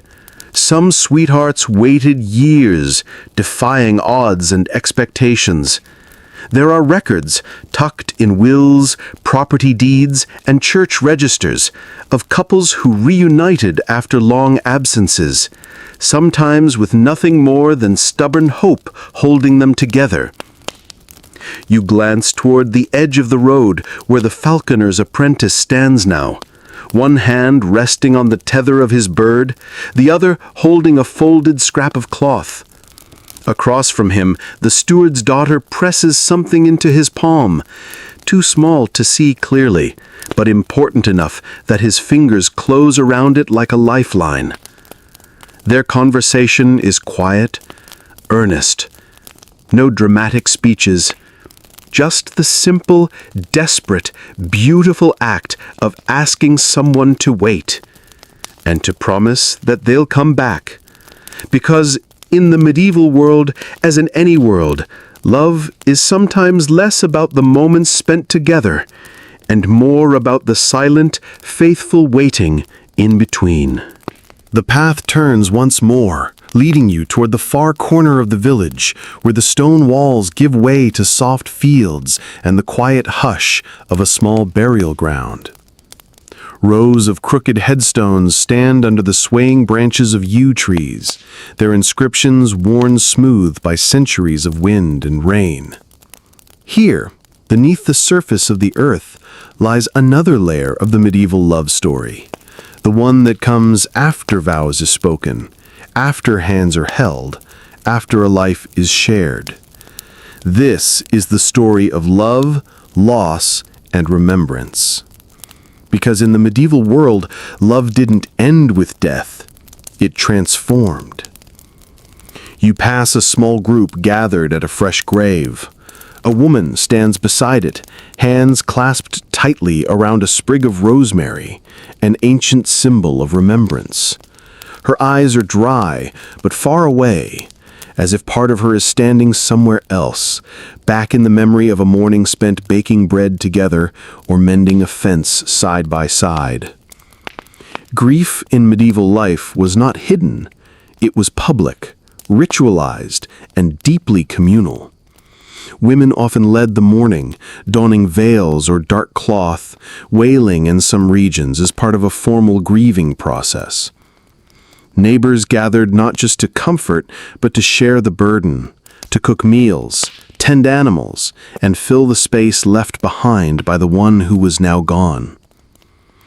But even in the midst of grief, love found ways to speak.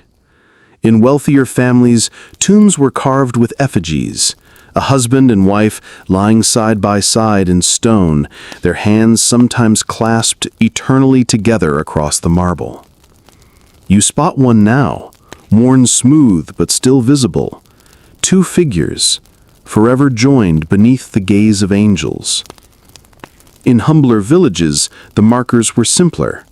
A wooden cross, a stone piled with care, or even just a certain tree planted at the foot of the grave. But the message was the same. I was here. I loved. I was loved. And then there are the prayers. You hear them whispered now. A widow reciting psalms, a child mumbling a half-remembered blessing, a friend lighting a candle at the chapel's small side altar.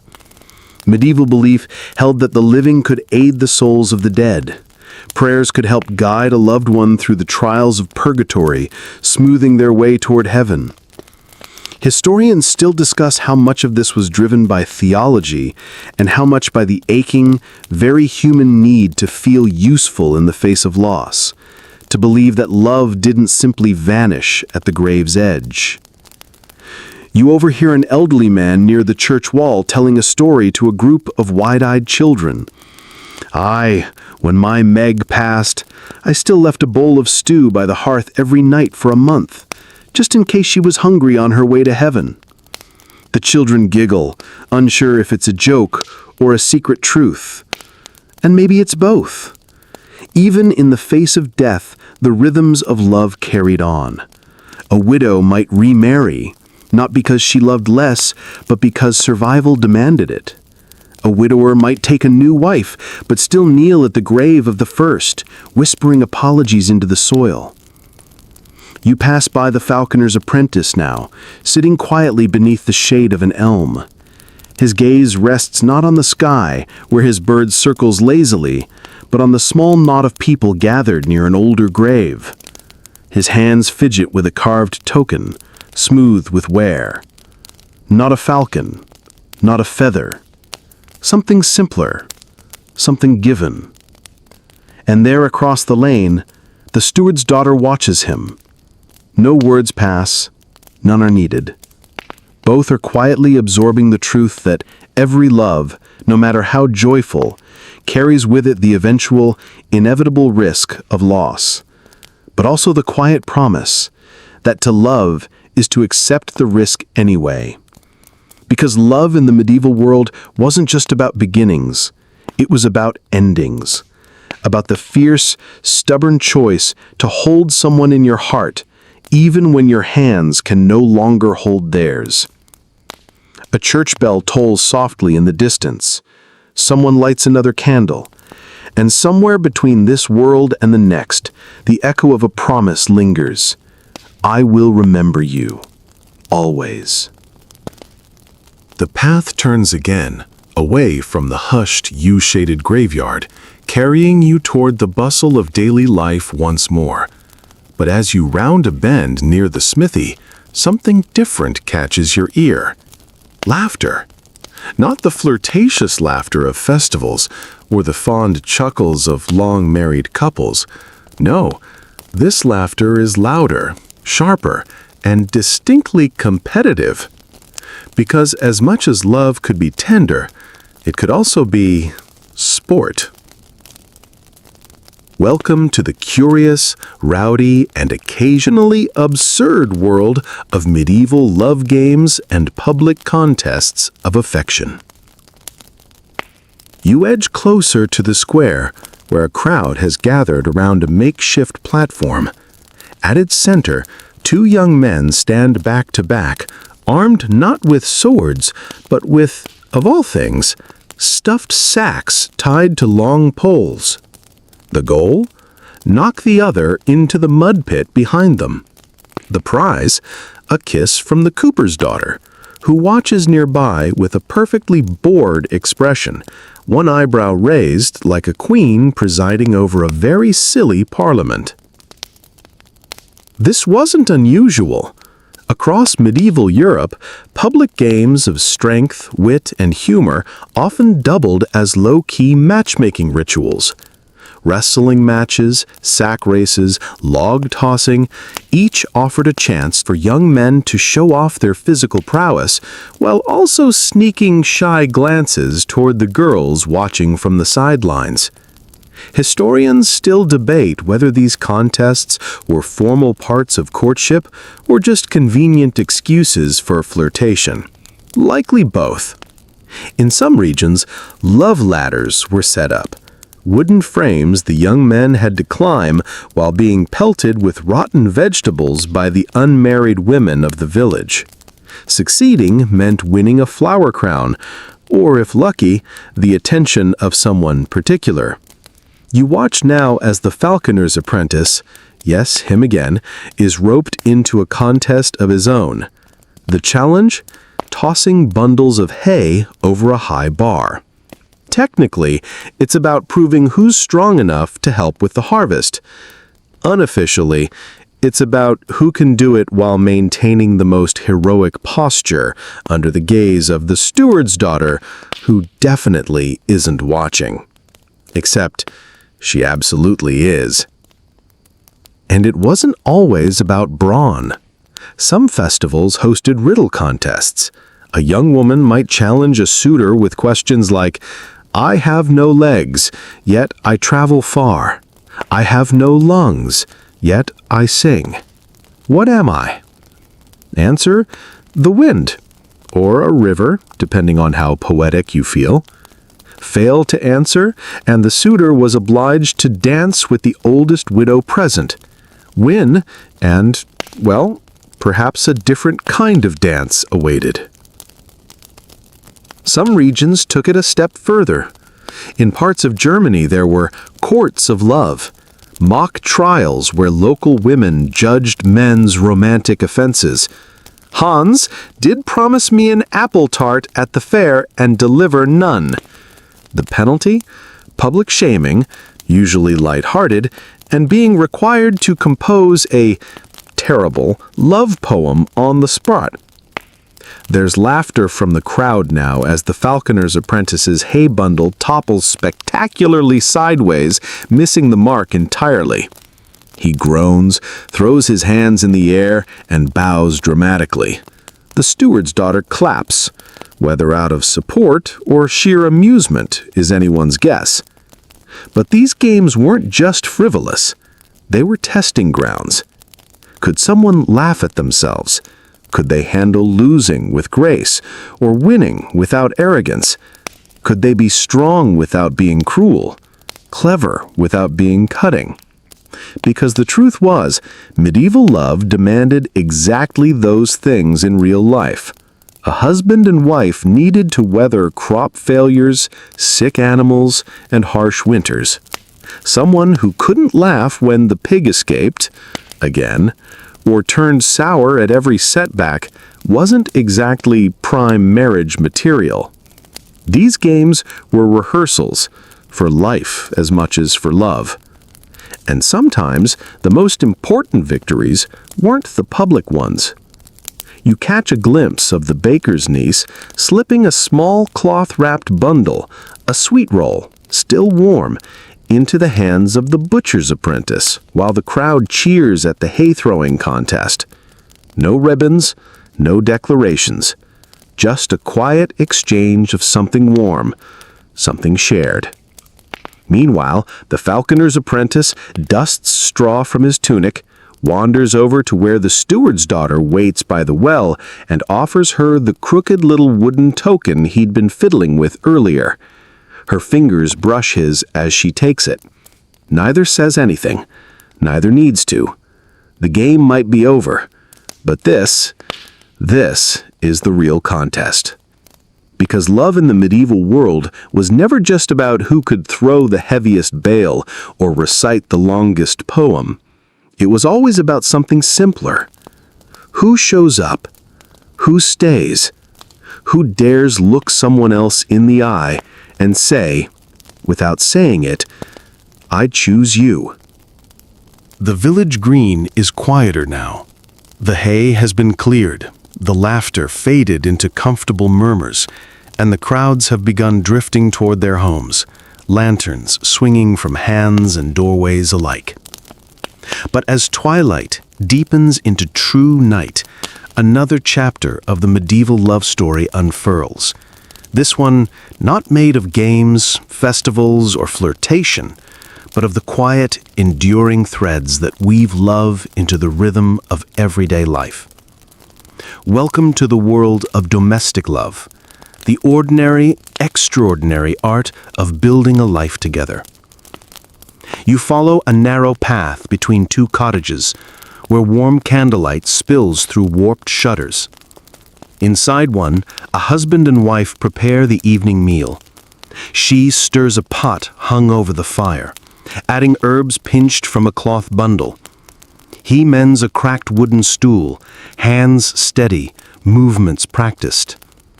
There's no conversation for a while, but none is needed.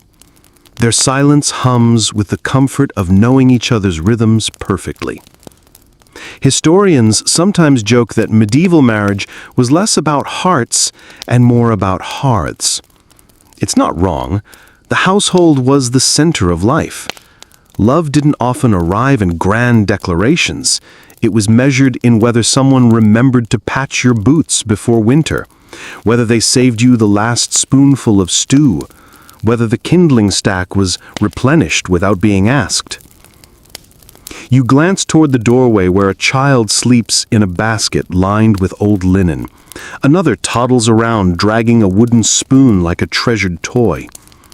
Parenthood was a natural extension of love, or at least of marriage. It wasn't optional. It was expected, necessary even, to ensure survival, help on the land, and secure lineage. But love bloomed here too. Not just in how spouses worked together, but in how they protected each other. You overhear a wife grumble as her husband tries and fails to thatch the chicken coop properly. "If thy hands were half as quick as thy mouth, we'd have a roof by sundown." His only reply is a grin and a lopsided shake of his head before he climbs right back up the ladder. Domestic life was filled with tiny acts of devotion. A husband might carry water from the well before dawn so his wife didn't have to do it. A wife might rise early to bake a better loaf than usual because she knows her husband has a long day ahead. These weren't romantic gestures in the way poets sing of, but in their own way, they were more powerful. Love meant protection too. During lean years, one partner might go without to ensure the other ate. During illness, everything paused, chores, fields, repairs, while someone sat bedside with a damp cloth, muttering prayers and checking for fevers. Historians still debate whether affection was a byproduct of necessity or whether necessity simply provided fertile ground for affection to grow. But archaeological finds, matching combs, small carved charms tucked into floorboards, initials scratched into beams, suggest that love lived here, quietly, persistently. It wasn't always smooth, of course. Arguments flared over money, land, chores, and wandering eyes. Records survive of wives taking husbands to manorial court for idleness or excessive drunkenness. Husbands likewise sometimes complained of sharp tongues or neglect of wifely duties. One particularly dramatic record simply reads, "He did eat all the salted pork set aside for winter without permission." A crime indeed. But more often than not, these quarrels were resolved with the same tools that built the house: patience, compromise, and the quiet decision, day after day, to keep building something together. You pass by the falconer's apprentice's small cottage now, its roof still half-thatched but promising. Out front, the steward's daughter stands with a basket of rushes in hand. They speak softly, trading a joke, perhaps, or a worry about the coming frost. There's a rhythm to their conversation now. No longer hesitant, no longer unsure.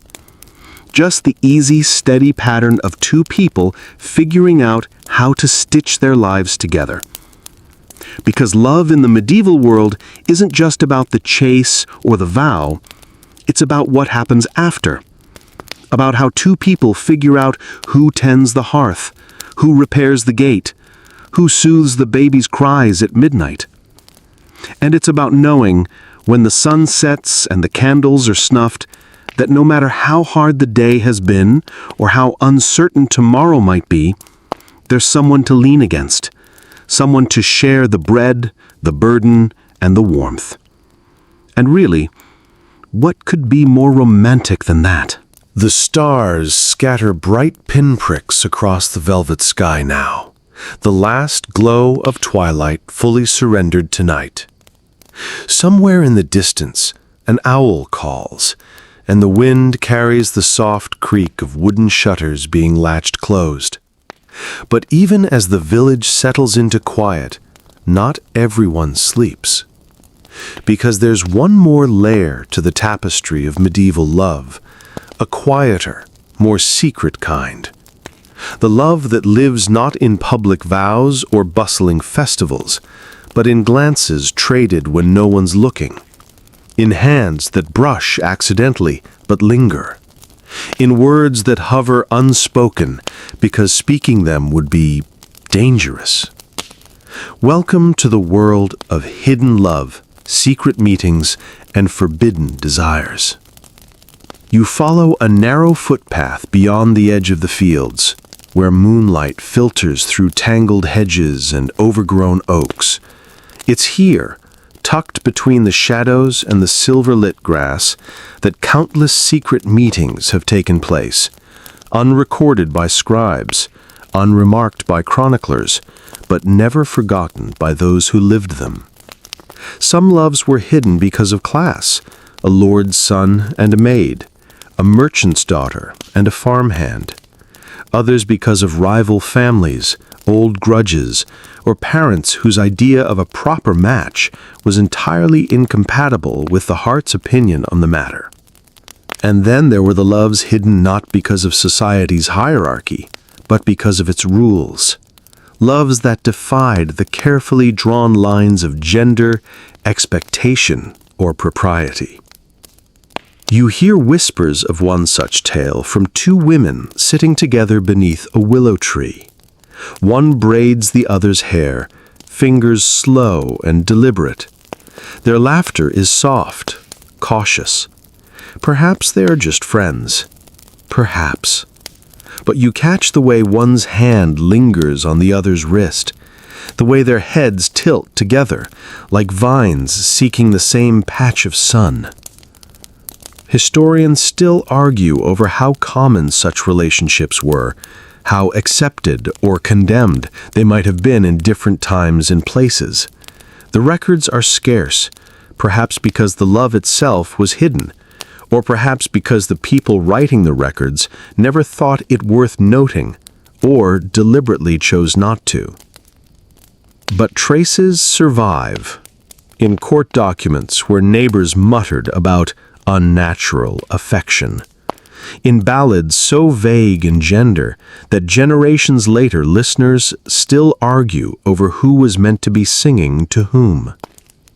In the marginalia of monastery books, two tiny figures drawn side by side, holding hands, their faces smiling amid the vines and beasts inked into the borders. You pass a small hollow where two figures stand close, closer than propriety allows. It's the falconer's apprentice and the steward's daughter, of course. Their conversation is a murmur, broken by nervous laughter. He shifts from foot to foot, fumbling with something in his hands, a braid of grass twisted into a rough ring, not precious, not lasting, but meaningful. And as he slides it into her palm, they both glance back toward the village, toward the faint glow of lanterns and the distant sound of the chapel bell, checking, listening. Because this moment belongs only to them, but it lives always in the shadow of who might see. Not all secret loves were sweet. Some were tangled knots of guilt, fear, and longing. The married miller who slips away to meet the potter's widow, the knight whose duty pulls him between the expectations of his station and the pull of a lover far below his rank. There are court records of confessions made in trembling hands, of men caught kissing in the shadows of a barn, of women whose close companionship drew too many watching eyes. And yet, just as often, these loves endured, quietly, fiercely, beneath the gaze of a world that didn't have room for them, or pretended not to see. You pass an old oak with initials carved deep into the bark, weathered so long that the lines have softened into scars. Whoever they were, whatever became of them, they were here, once, together. The wind shifts. Somewhere nearby, a fox rustles through the undergrowth, and as the falconer's apprentice reaches for the steward's daughter's hand, fingers twining, steady now, you realize that for all its rules and boundaries, the medieval world couldn't cage the human heart.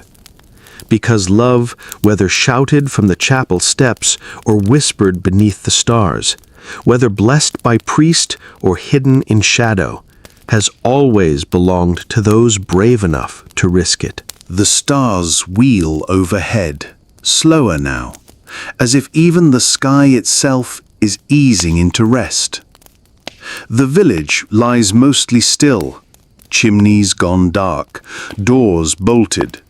Only the faint glow of a few lanterns left flickering behind shuttered windows. But your steps carry you toward one last place before the night folds in completely. A small bridge arches over a narrow stream at the edge of the fields. The stones are slick with moss, worn smooth by centuries of footsteps, some hurried, some hesitant, some walking side by side, and some alone. It's the kind of place that knows things, secrets, promises, goodbyes. Because love doesn't always end where you expect it to. Sometimes love is not about beginning a life together. Sometimes it's about letting go, about understanding that love can change shape, softening from passion to friendship, from hope to memory. You spot them again, the falconer's apprentice and the steward's daughter. They stand on opposite sides of the bridge now, feet uncertain, hands fidgeting. Their conversation is quieter than before. The laughter of the festival has faded. The playful teasing of hay bale contests feels far away. This is something different. Maybe it's the looming reality of choices that can't be postponed forever. Maybe it's the understanding that what began as stolen glances and shared smiles now asks something more courage, more clarity, more truth. Historians have combed through letters, wills, court records, and songs, finding proof that medieval love wasn't always tidy. Betrothals were broken, marriages were delayed or abandoned. Lovers grew apart when the road between them grew too long, or when family duties proved heavier than desire. Sometimes letting go was an act of love in itself, a recognition that the best way to care for someone was to release them, to let them choose a future that didn't or couldn't include you. You hear it in old folk songs, in lyrics half lost to time. Though thy path and mine must part, know thee ever holds my heart. There were rituals for endings too. A token returned, a favor untied from a sleeve, a ribbon once worn, now handed back, not in anger, but in quiet sadness. Even the simplest gesture, placing a stone atop a lover's gatepost to say, I passed here, I thought of you, but I go on now, carried a weight of unspoken tenderness. And sometimes love didn't end, it simply paused, held quietly in two separate hands, carried like a secret talisman through the years, through marriages to others, through children and work and grief. A part of someone you never stopped carrying, even as life moved onward. You glance back to the bridge. The falconer's apprentice says something, voice low. She answers with a nod, then steps forward. Not away, not toward, but beside. Her hand slips into his. Not a grand gesture, not a vow, just a simple, stubborn choosing. For now, that's enough. And as they turn back toward the village, toward whatever future waits, whether together or apart, you realize that love in the medieval world was never just one thing. It was messy. It was mundane. It was sacred. It was ordinary. It was whispered beneath oak trees and shouted from castle walls. It was stitched into linens and tangled into flower garlands.